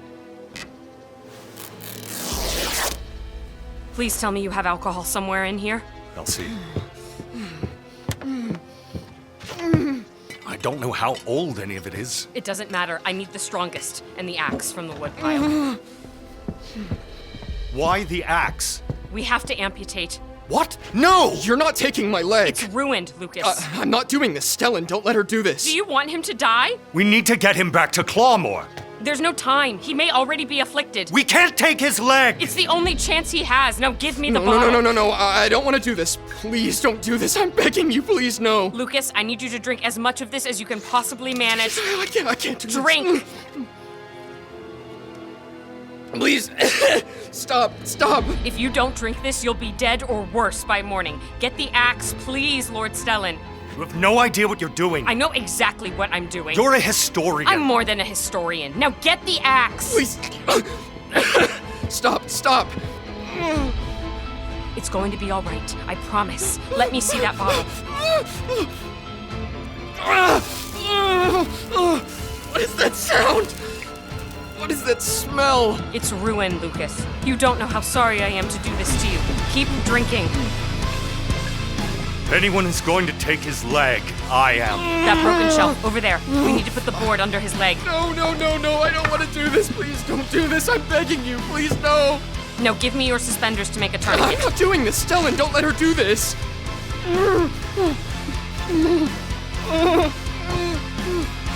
I'm going to pull this as tight as I can. No, please. I don't want to do this. Please don't do Ready? this. I'm begging We'll you. count Please, down from no. 3. I'm ready. I can't do this. 3, 2, 1.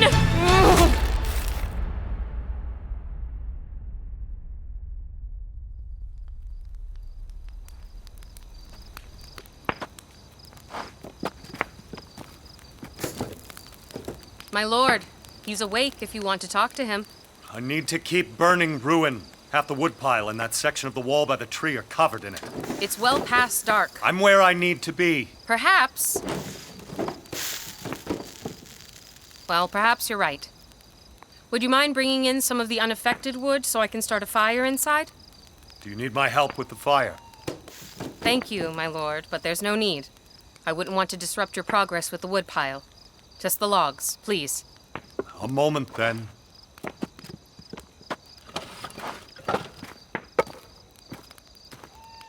Would you carry them inside? Of course. Pardon me. Excuse me. Sorry.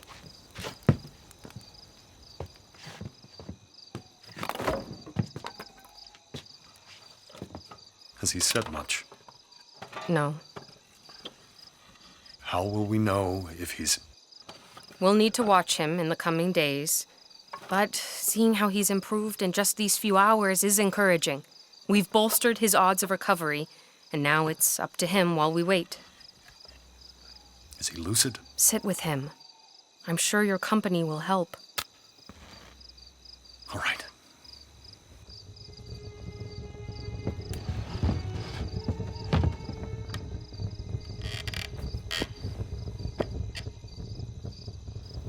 Are you warm enough? Not really. We built a fire. It should warm up soon. I wish we'd arrived sooner. You weren't meant to find me. But I failed at that too, I guess. You didn't fail, Lucas. You were upset. I upset you, and I'm sorry for what I said to you. Did to you. I'd say we've done a lot to each other over the past few years. We have. I blame myself for that. I haven't been the brother. Don't say something you'll regret. I'm not. I should have been better, I know that. Being by your side, included, was all I ever wanted. I failed you, and it's taken me too long to see it, which is why you have to recover. I need you by my side, brother. Stellan, can I tell you a secret? You can tell me anything. I don't want it. Don't want what? Clawmoor. Mother has been pushing me to be Baron my whole life, and I don't want it. I never did. What do you want? I want to be like Josephine. To be loved. To enjoy my life. To be with people. To dance. Well, I suspect I might not be the best dancer anymore. Oh, nonsense. You were never the best dancer. I'm pretty sure I'll still be better than you. Undoubtedly. But I'm serious, Stellan. I don't want to be Baron. Enough! I can't listen to this. She's putting words into my son's mouth. Lady Clawmoor, please, I'd ask that you not interrupt. Miss Quinn is a treacherous liar. My son has always talked of becoming Baron. Because he wanted to please you. He wanted his father to be proud of him. I will not listen to a word from you. You betrayed us. You mutilated my son. I saved your son. Stop the recording, apprentice. Yes, sir. That is enough for today. Open the doors. We will adjourn until tomorrow. Dowager Baroness, would you please give me the courtesy of speaking with you in my office?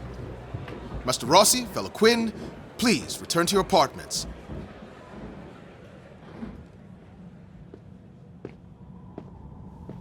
Oh, I don't have another day in me. Vivian, please, stop pacing. It's exhausting to watch. I'm tired enough. It was a mistake coming here. Why did we come here? I could sleep for a week. The audacity of that woman! What right does she have? She was out of line. Come in. Forgive the intrusion, but I have a letter for fellow Quinn. Do you know who it's from? No, it arrived urgently via courier. I'll take it. Thank you.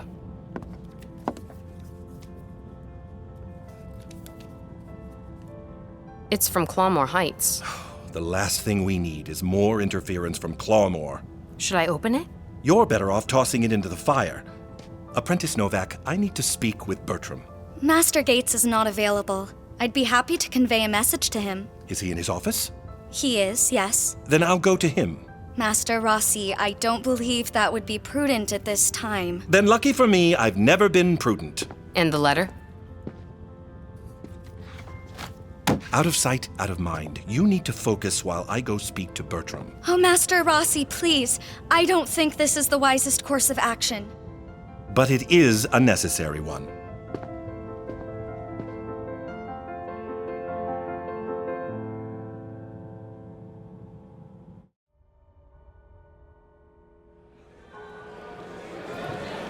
Good morning. If everyone would take their seats, we'll begin our third and what I believe will be our final day to this inquiry. The doors, if you would, please.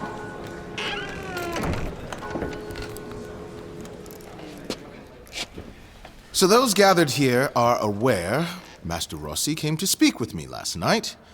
He made a compelling case for leniency. What did you do, Vivian? Given what I know, what was necessary. We agree fellow Quinn's years within the Guild have earned her due consideration, which includes allowing her to offer a complete account of her time at Clawmoor. What does he know? Everything. You... what? What were you... I told you in confidence. Fellow Quinn, if you would take your place, please. I'm keeping us out of gloaming. I can't believe you did this. Whatever he asks, just be honest. What is he going to ask? Master Rossi, fellow Quinn. Of course. My apologies.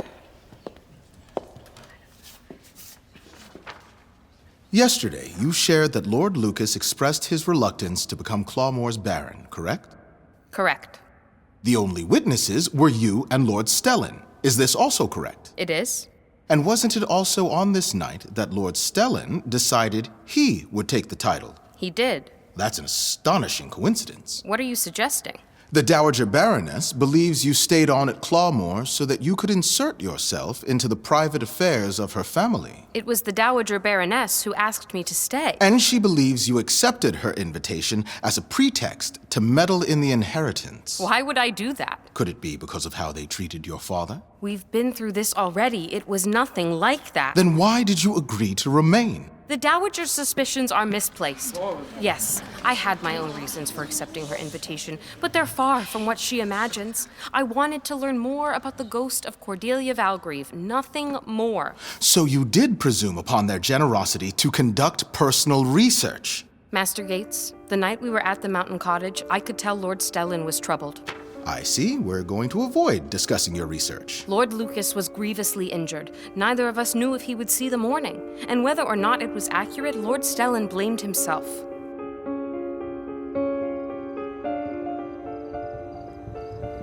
It's well past dark. Is there any way to get a message to Clawmoor? Lord Stellan. I'm sorry. What were you saying? Can we get a message to Clawmoor? They may think something happened to us. I assume Lucas can't travel. Not yet, my lord. He's finally asleep and needs the rest. A nearby telegraph or telephone? No, nothing of the kind. What if I rode back and returned with help in the morning? No, I wouldn't want you to... We don't know what lies between here and there. It's too dark. I'll go. How is that any less dangerous than if I went? It's not. Between the two of us, I'm the more... I'm the more what? Capable? Skilled? Stubborn? Useless. Excuse me? Other than filling a chair, what purpose do I serve? I don't... Why would you say that? You're the one who's capable and skilled, and I'm... Here. You're here. I know brothers who wouldn't have bothered to join the search. Is that coming from personal experience? Every family leaves holes in our hearts, my lord. Holes like awkward silences we stuff with fatty trifles. I've done far too little, far too late under the pretense of protecting my family. Now my father is dead, and Lucas may soon join him. You couldn't have prevented either. Time will decide that. Until then, I'll ride to Clawmoor. And to think, your sister might be tired of her mourning clothes. The longer I stay here, the more my mind plays tricks on me. I am besieged by doubts. You're simply worn out, and that's all. Hand me your coat and sit. I'll add a log to the fire. You rest. I'll manage the fire. I need to do something, and neither of us is going anywhere tonight. As you like, my lord.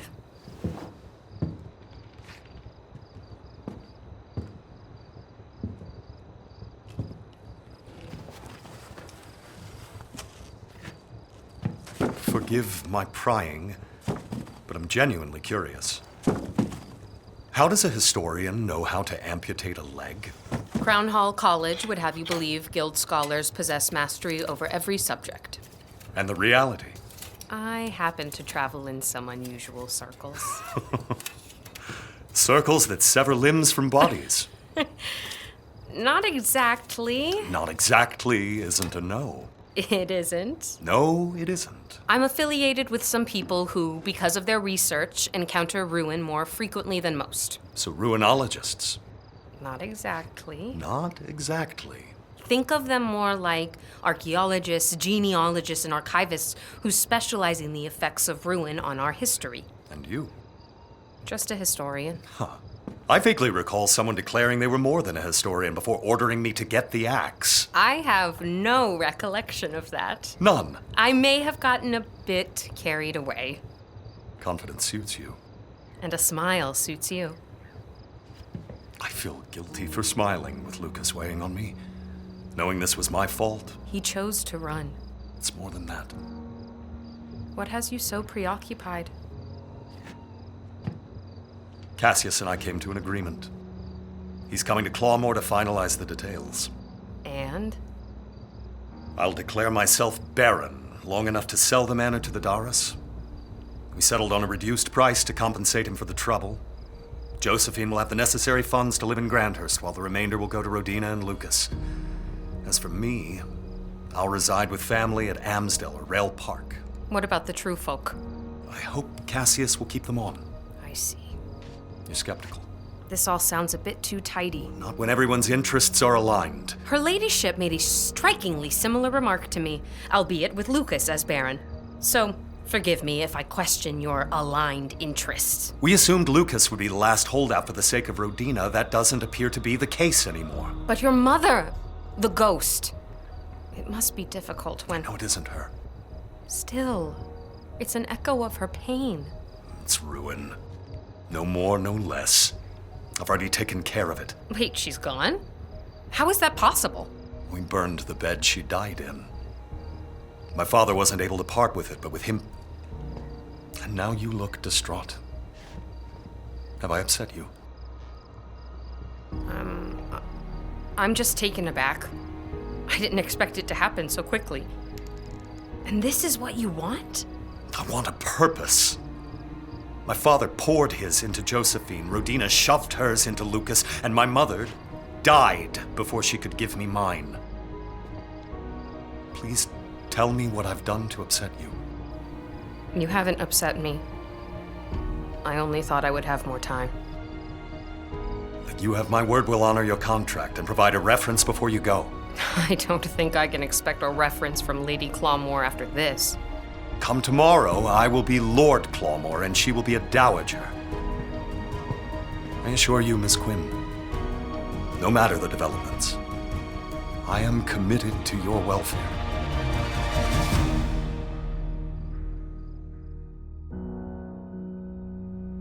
The next morning, I awoke to find Lord Lucas had survived the night, which came as a relief to all of us, and his spirits were noticeably improved. Lord Stellan was outside, hurrying to ready the horses. He wanted to get underway to outrun a brewing storm, and we knew Lord Lucas's condition would make travel difficult. Yet, you opted to risk it instead of riding ahead to return with additional help. Considering how dangerously unpredictable mountain storms can be, yes. The horizon was so dark, it looked bruised. We didn't know if we'd be stranded without food or supplies. It would have been a greater risk to stay. Clawmoor was near enough that we believed we could make it. And did you? Barely. By the time we reached the stables, the moorland pines were thrashing in the wind. As soon as we came into view, some of the staff ran out to meet us.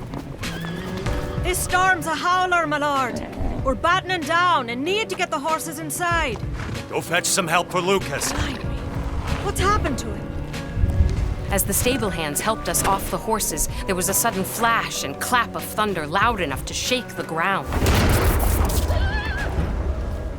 I'll stable the horses. Best make it quick, my lord. Cassius Dara arrived 2 hours back, and Kirazar's impatience is getting out of hand. Then make sure he knows I'm here. But my first concern is Lucas.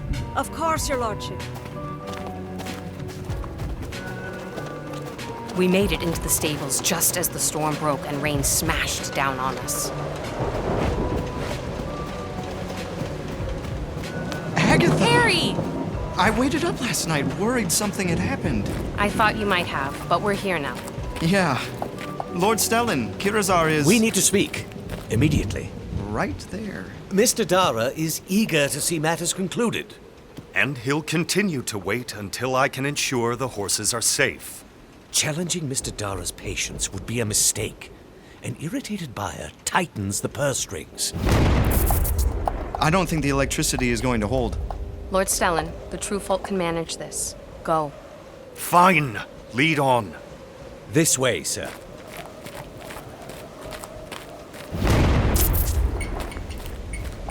Buyer? What did he mean? You know what it means. Where did the saddlebags go? Agatha, wait, let me... help you. Sorry. It's all right. Here, I'll help.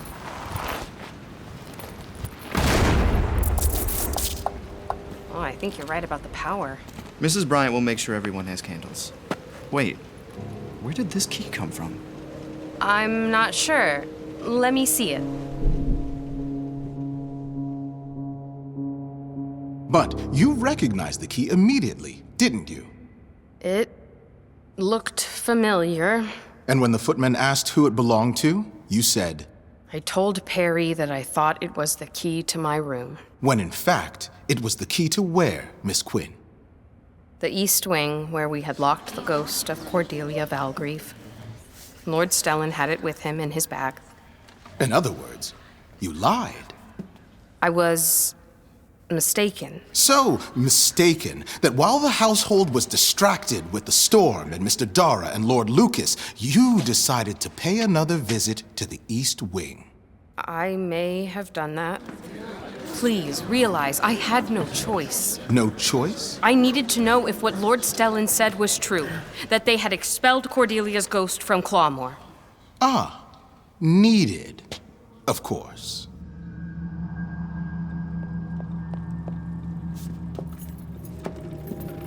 I returned to the east wing and eased the pocket doors open, but the gallery light did little to penetrate the darkness. I could just make out some furniture draped with white sheets, and I stepped inside to get a closer look. The thick air inside the chamber hit me immediately. It had a musty smell with an underlying foulness, a moldy rot I knew all too well. It was the lingering stink of ruin, that sulfurous odor of decay, and I assumed it had seeped into the fabrics, but then I heard a sound in the corner behind me. I held my breath and forced myself to turn around.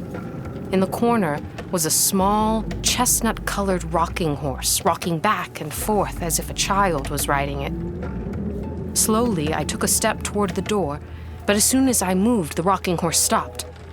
Suddenly, another clap of thunder shook the house. The light stuttered again. And in the flickering blinks of pitch blackness, I saw her in the corner, hunched and weeping over the empty rocking horse. Cordelia?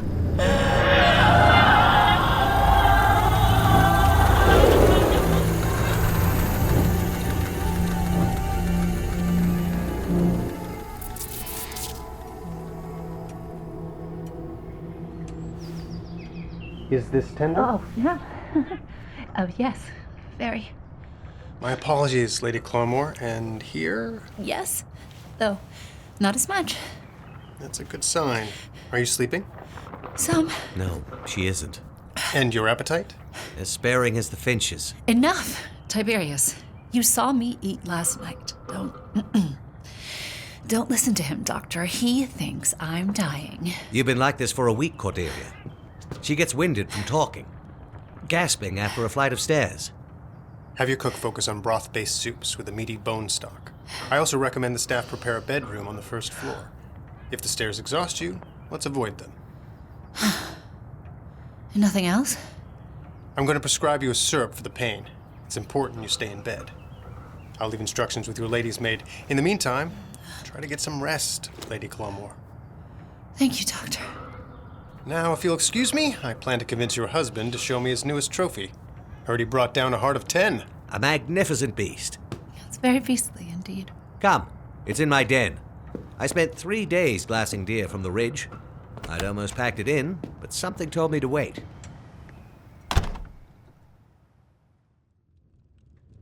Look at the spread of those antlers. And the mount. Impressive. Isn't it? A new apprentice in the Peacock's Feast. With that level of craftsmanship? I know. Uncle Conrad discovered her. Well, if I ever manage to hit anything. In time. In time.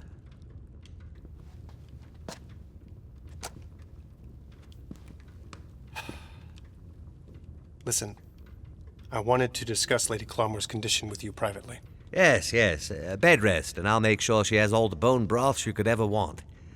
Her lady's maid can manage the medicine until Cordelia's well.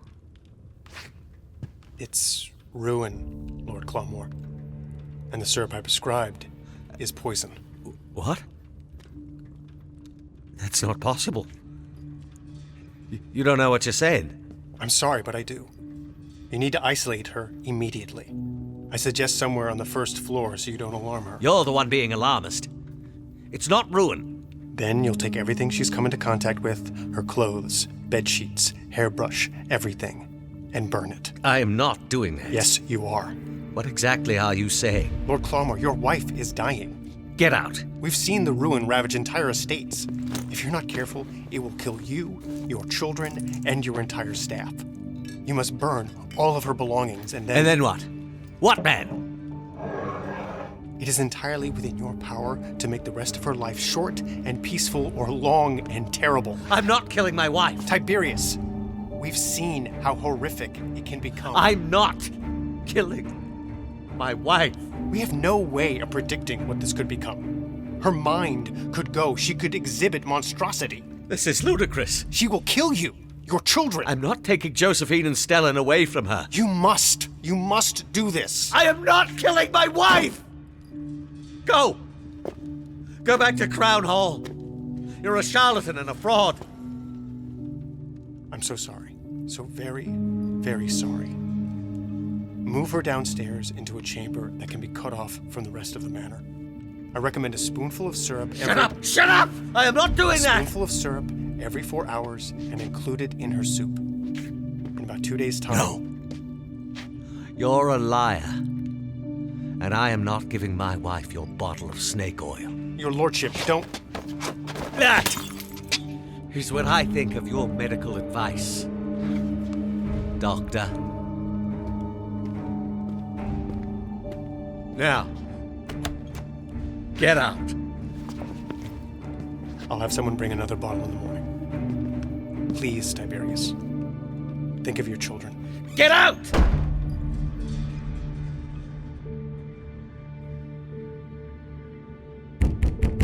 Tiberius! Tiberius, please! Let me out! Please don't do this! Please! Please! I don't want to die without seeing my babies! I can't, Cordelia. I can't let them in. To the window! Just to the window, then. Just take them outside to the window so I can see them. See their precious faces. You know why I won't. Why I can't.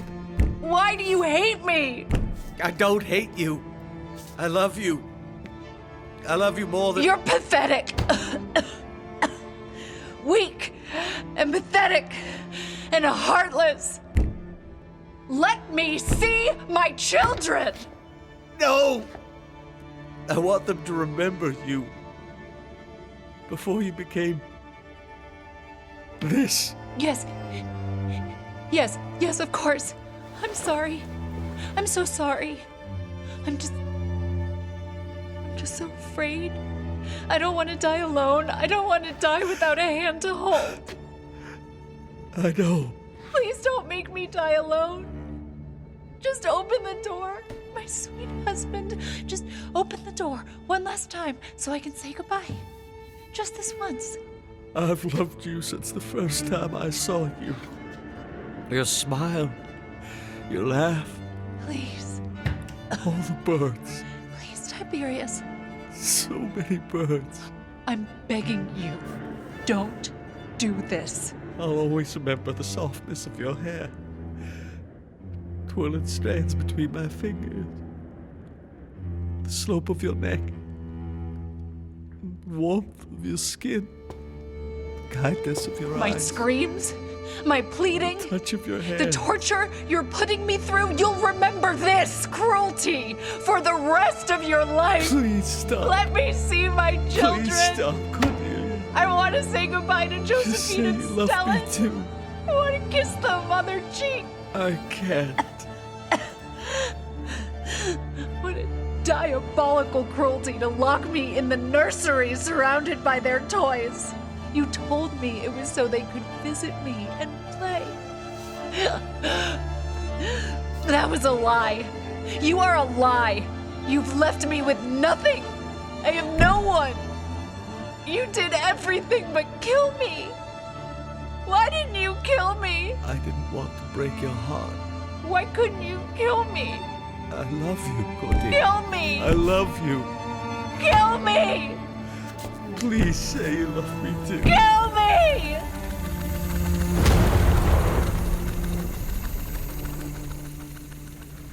Agatha!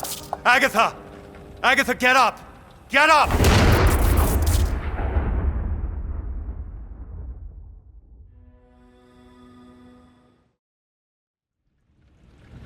Agatha! Agatha! Agatha, get up! Get up! Where? Are you hurt? Can you stand? Where did she go? Deeper into the wing. Can you stand? Yes, I'm fine. A little disoriented. Which way? We need to leave. Wait, no! Lord Stellan, we need to follow her. Absolutely not. She's trying to tell me something. You don't know that. But I do! She's... I can't explain it. It's more of a feeling. We can't go that way. Why? Look! Lord Stellan lifted his lantern, and I could finally see into the corners. They were black with ruin, which had taken hold of the entire room's foundation. Dark, ink-like veins snaked along the walls, and the sconces were corroded with rust. The further I peered into the room and the passage beyond it, the more hopelessly impenetrable the ruin became. The entire east wing was unsalvageable.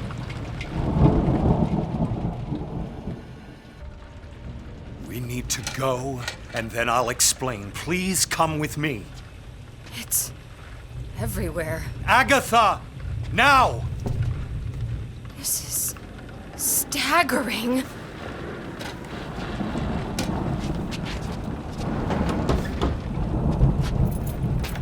Do you know what you've done? You don't understand. You've put everyone in danger. I warned you to stay away from here. You chose to defy me. Defy you? Defy you? Do not speak to me as if I was a naughty child when you are hiding ruin. It was that or scandal, and we couldn't afford either. So you'd rather everyone else paid? Who else knows about this? Not many. Who? Rodina. Though she doesn't know the extent. Crispin, he's been helping clear the entryway. Kirazar, for the obvious implications. Cassius Dara has no idea what he's buying, does he? He's going to demolish it anyway. Why not get Josephine and Lucas the money they need? Because that makes you unethical. Says the woman who told Perry this was her key. It was for academic research. Well, then shouldn't you be thanking me for this magnificent treasure trove of scientific opportunity? If you don't tell the truth, the story will break throughout the Dramark. The mobs will drag you from your beds. And when the village below learns that the estate couldn't manage ruin, a Valgreaves estate no less, what then? So you'll keep him in the dark until the last moment? I will! And by the time the story breaks, we can claim the Daras caused their own problem by unearthing the silver below us. The silver might already be gone. I can scandalize my family, destroy my sister's happiness, or I can cheat a Dara. Which of those do you think I'm going to choose? Woe betide you, my lord. Everyone will know you as a liar.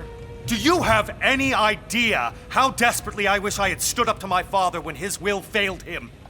Do you? Do you? He believed it was her. The last remaining whisper of her.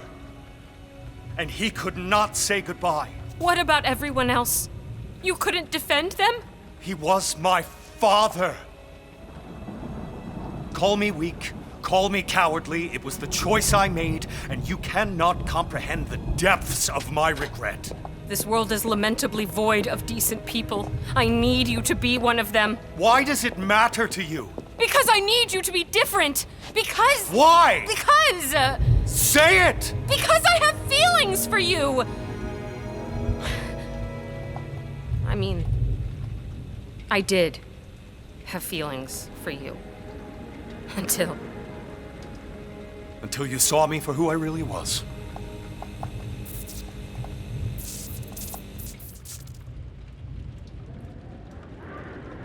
It appears the electricity has taken its leave, and perhaps I should as well. I don't know what to say. I think you've said quite enough. I appreciate your forthright assessment of my qualities, Miss Quinn. Excuse me. Wait! Do you intend to subject me to further aspersions? No, of course not. It's only that... You're the one with the lantern. Then I won't force my company on you any longer than necessary. I didn't mean to... Quite all right, Miss Quinn. I'll escort you to the drawing room. We're finalizing the agreement tonight, and you will take your leave of us in the morning.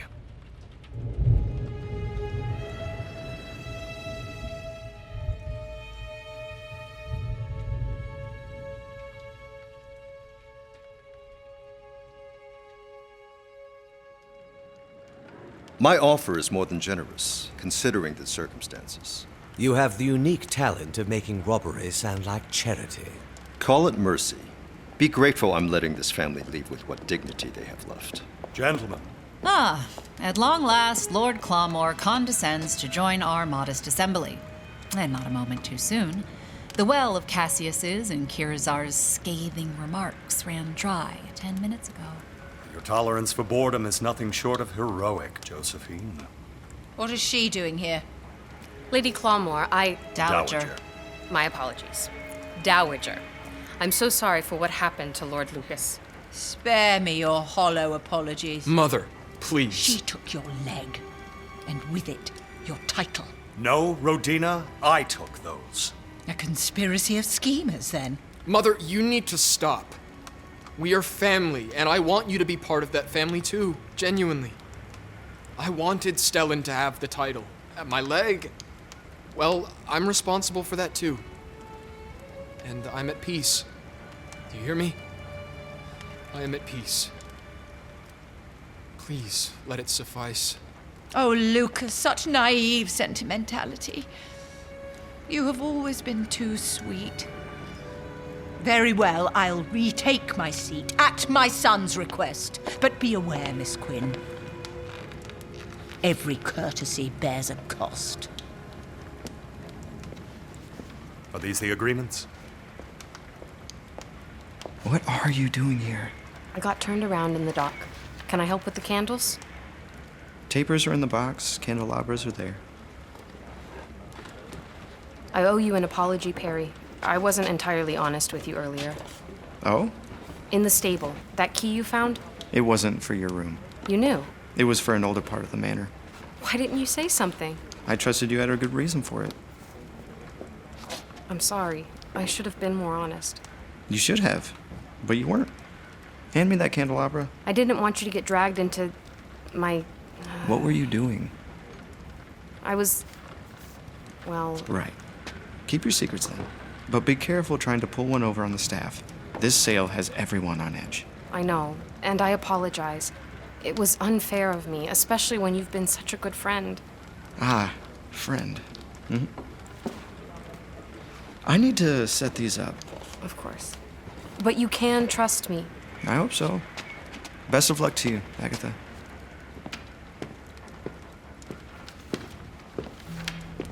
Everything appears to be in order. We need your signature, my lord. Right. Your signature? Yes, I'm considering. What's there to consider, Stellan? Sign and we're free. Hesitation is the death knell of fortune, Lord Clawmoor. Give me a moment. Why does he keep staring at Miss Quinn? Can't say for certain, but I don't like the look on his face. Is there something amiss with the agreement, brother? There is, Mr. Dara. I believe there has been an oversight. It makes no mention of the East Wing. I wouldn't wish to contradict you, Lord Clawmoor, but... Then don't. We've assured Mr. Dara of all necessary disclosures. I was told your staff cleared the issue regarding your late mother. What about my mother? They weren't successful. The East Wing remains afflicted. Stellan, you fool. So much for a gentleman's word. Is this accurate, Kirazar? Excuse me. I rely on the judgment of Lord Clawmoor. Excuse me. Josephine, please. Purging ruin will annihilate what pitiful earnings could be wrung from this charming estate. At least at the current offer. May I have that pen? Kirazar, paper, please.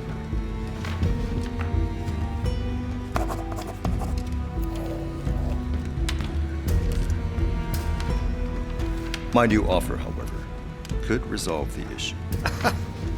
This is theft! My lord, you cannot accept this offer. Hand it over.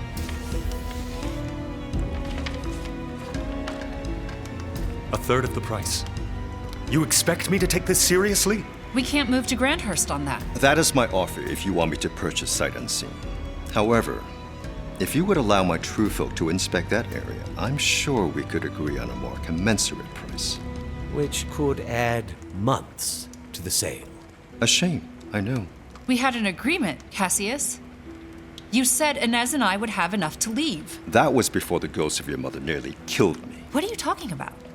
Stellan, what is he talking about? I'll explain later. Keeping secrets from your own family, I see. Someone needs to explain to me, right now, why I'm being prevented from leaving this absolute tomb of a home. You said your offer would give us more than we needed. The situation changed. But I did exactly as you asked. What did he ask? I have no idea what she's insinuating. I'm speaking to my sister, sir. What did he ask you to do? Somehow, Cassius found out about our father's contract with Miss Quinn. And before she arrived, Inez received a message. Through my broker? Through her broker. That if I refused our father, the Daras would pave our way to Grandhurst with the purchase of Clawmoor. Naturally, we agreed. So I returned the message through my broker, and a few days later, she phoned and told us that a Whitby Gardens townhouse was available. A steal we could afford after selling this house. I see. Inez, would you provide Kirazar with the details of that property? Of course. Anything you wish to add, Mr. Dara? Any idea how the details of my father's intentions reached your family's ears? I couldn't say other than a family such as mine has many connections. And word travels. Lord Clawmoor, I'm familiar with this area of Grandhurst. The townhouse sits in a row of residential properties and shops owned by the Daras. I thought that might be the case. You were never going to sell my sister and Inez that townhouse. I'm savvy, Lord Clawmoor, not underhanded. We were fully prepared to purchase Clawmoor, anticipating the Whitby sale would return the funds to our accounts. But your ghost problem changes the math. And your new offer makes the Whitby purchase impossible. Then, clearly, we have nothing further to discuss. No deal. Stellan, no! That is exceptionally short-sighted. Perhaps so, yet my mind remains unchanged. Perry, would you show Mr. Dara to his room? Yes, my lord. Mr. Dara, if you would, sir. In due time, you'll require assistance to extract the silver ore beneath this land. My door is always open. Avoid letting pride prevent your call. Good evening, ladies, lords.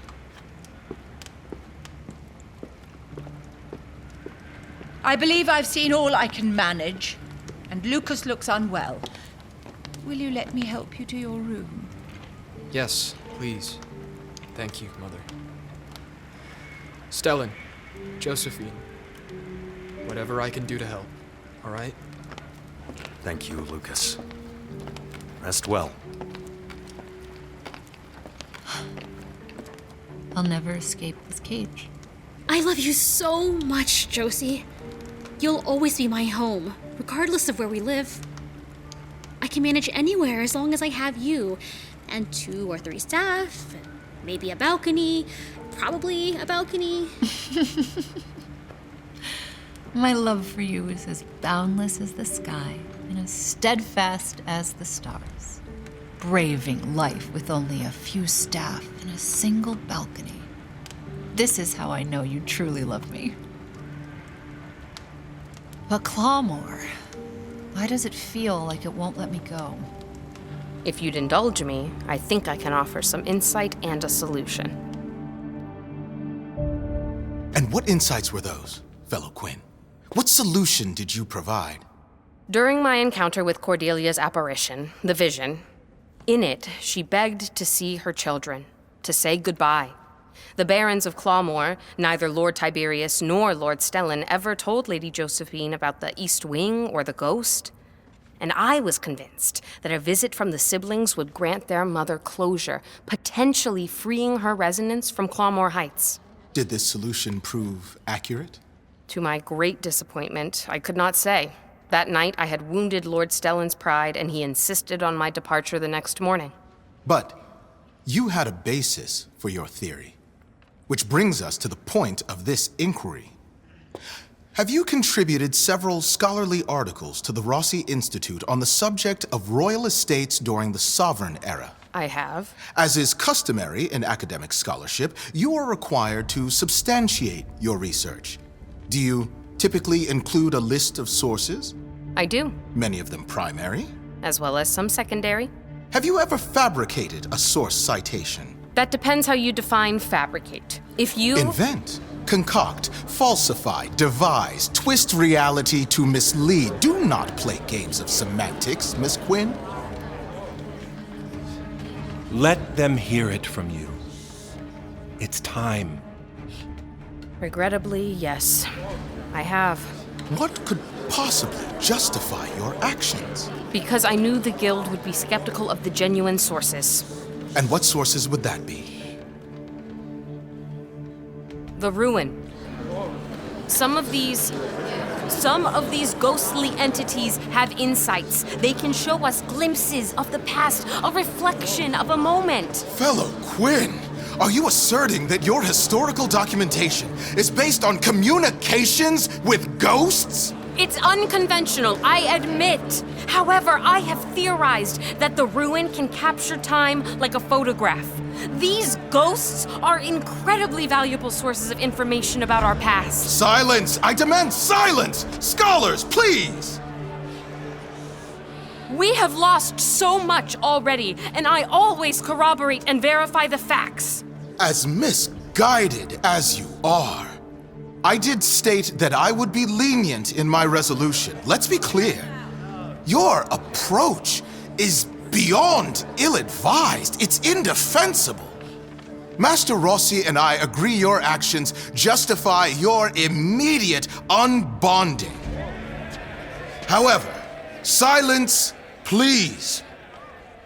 However, we lean toward a more corrective or rehabilitative approach.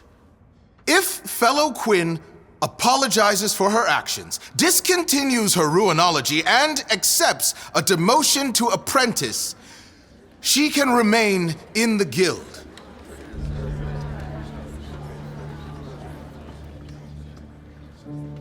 So, I pose the question to you, Miss Quinn. Do you apologize for your gross misconduct and vow to discontinue your unsanctioned research?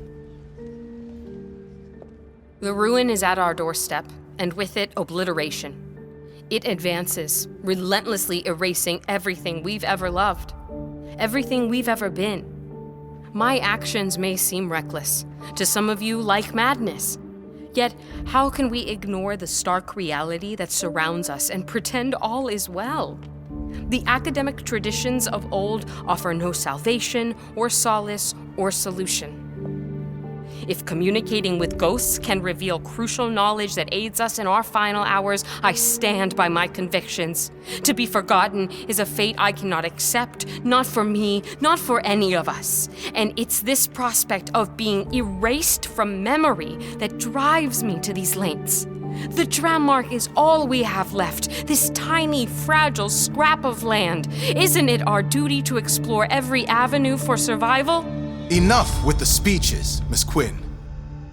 Do you apologize for your actions? Will no one agree? Do you apologize and disavow your conduct? Yes or no? No.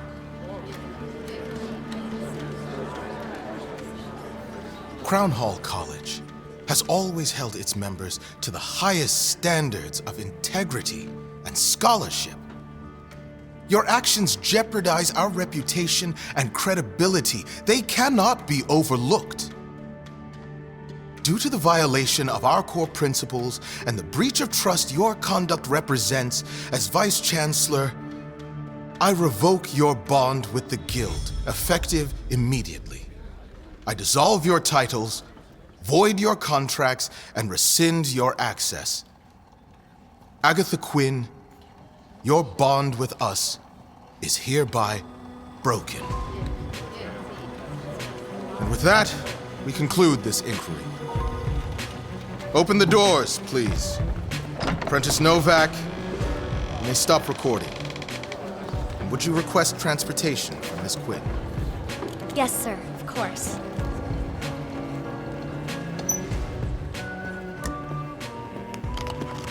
Vivian, I'm sorry it came to this. If you'd like to come by my office, we can discuss the ramifications for your institute. I'll be there shortly. I'd like to speak to Agatha first. Take your time. Miss Quinn, I wish you had made a different choice. Good afternoon to you both.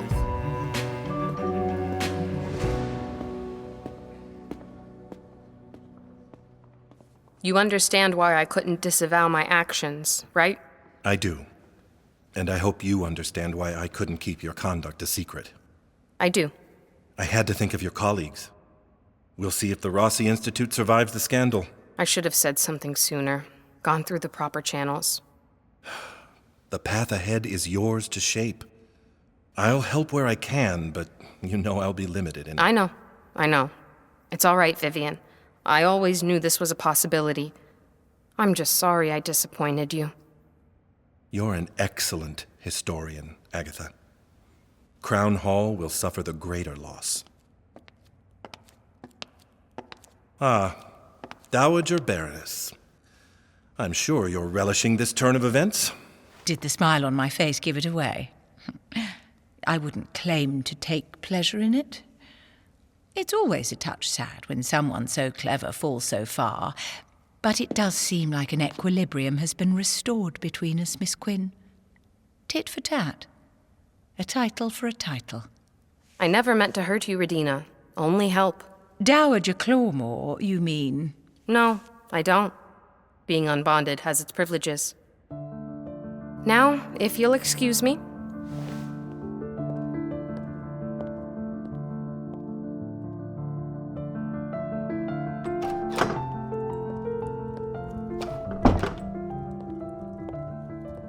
Agatha. Stellan!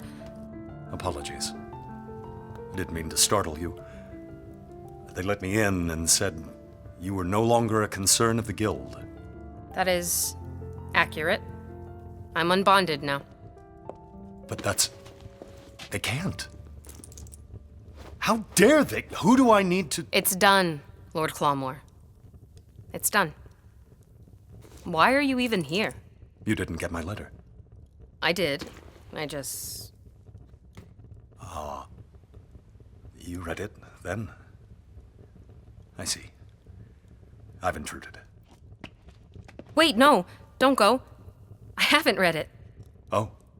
What does it say? I have it here. Read it. Please.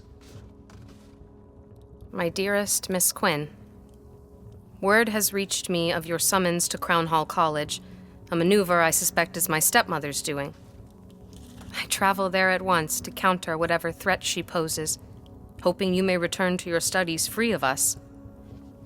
Yet I must also confess I have felt your absence. In the quiet moments when my thoughts are loudest, I realize I do not want to be free of you. That lightless night in the gallery, I revealed to you my cowardice and regret. Trust me when I say I've known the pain of silence and the weight of decisions unmade. And I've wasted too much time dancing around the truth, fearful of the ramifications. I will no longer be a prisoner of past mistakes. Agatha, I love you. Amid ruin, my refuge is you. When I'm alone, I crave you. If your heart still stands against me, then I vow not to intrude any further on your tranquility. But if there is any hope that I may one day hear your voice again, I urge you to wait for my arrival. In earnest anticipation, Stellan. You understand that I have nothing. Only the suitcase to my name. I'm unbonded, which will put me at odds with everyone around you. The opinions of others hold no weight with me. It's you who matters. They can try to diminish you, but you are entirely perfect to me. Then kiss me.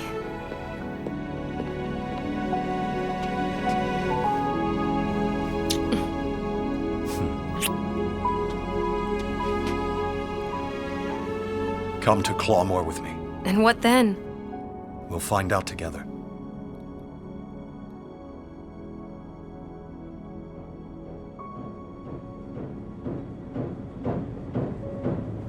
Unbonded. The warning was clear. Without the guild, I would be at risk of ruin. But now, absent from Crown Hall's shelter, I can't help but wonder. Am I like one of Josephine's rare birds, unprepared for the perils of a blighted world? Have I been dulled by the comfort of structured days and regular feeding? Did boredom drive me to plucking at my own feathers? Sometimes we don't know how to break free until something does it for us, like Bertram Gates did for me. And as I ponder my future, I realize captivity comes not from a cage, a secret, a parent, or a place, but from the roles we dare not abandon for fear of who we become without them.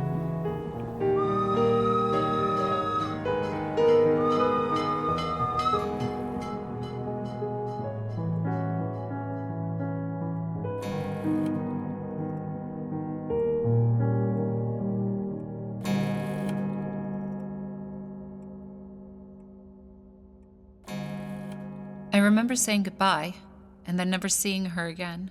I didn't even question it. I just accepted it. We were children, Josephine. I believe Cordelia wanted to see the both of you together one last time before she died. If you two would stand here, facing the doors, I'm hoping one last glimpse will be enough. Enough? We can't know for certain if this will... Is that our mother? Not in the way you might imagine. And this is how she's been left? To just languish in pain for all these years? Just left here trapped and tormented within these walls? How could our father? Her last moments were nothing but heartbreak. Think of her not as the mother you knew, but as a memory, bound here by ruin and grief, an echo of her pain. Do you want the key? Or would you like me to... Give me the key.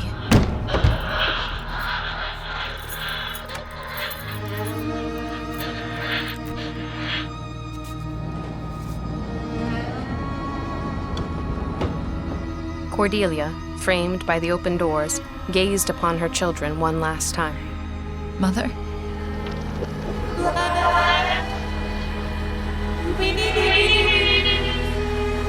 Go. Extending her hand toward them, she began to disintegrate, her ghostly form breaking into countless luminous particles, from her fingertips to her shoulders, scattering into the air as she faded into nothingness.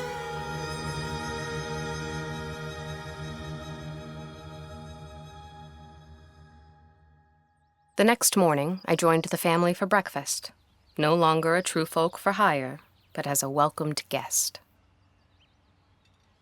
I have an engineer coming from Rivet and Bellows Union to assess the situation. Ooh, would you see if they have someone who can make me a new leg? Come now, Lucas. Wouldn't you rather have someone from the Tor Institute of Medicine? And offend Agatha by having some Crown Hall sapheads poking at my stump? Goodness, don't call it a stump. I wouldn't be offended. The Tor Institute has some of the best doctors in the Dramark. Huh. You have an opinion, Stellan? I'm just surprised. Surprised at what? That the two of you agreed on something and the world didn't end. Okay. Get a new title, and suddenly you think you're funny. I am funny. You've literally never been funny. As I looked from one end of the table to the other, I saw a family. Regardless of rifts that exist and dreams on hold, the love the Valgreaves have for each other is undeniable. Lucas remains optimistic about his prospects for a prosthetic leg. Josephine and Inez continue to plan their life together beyond the walls of Clawmoor. And Stellan seems at ease, though I can't tell if that is because of my presence or the secrets he no longer has to keep. Without a doubt, losing a father has brought them closer, and I admit these reflections turn my thoughts toward you. I know not where this message may reach you nor when, but I extend an olive branch across the distance that has grown between us. Travel to Clawmoor Heights, Father, and let us take a chance at forgiveness. With love, your daughter, Agatha.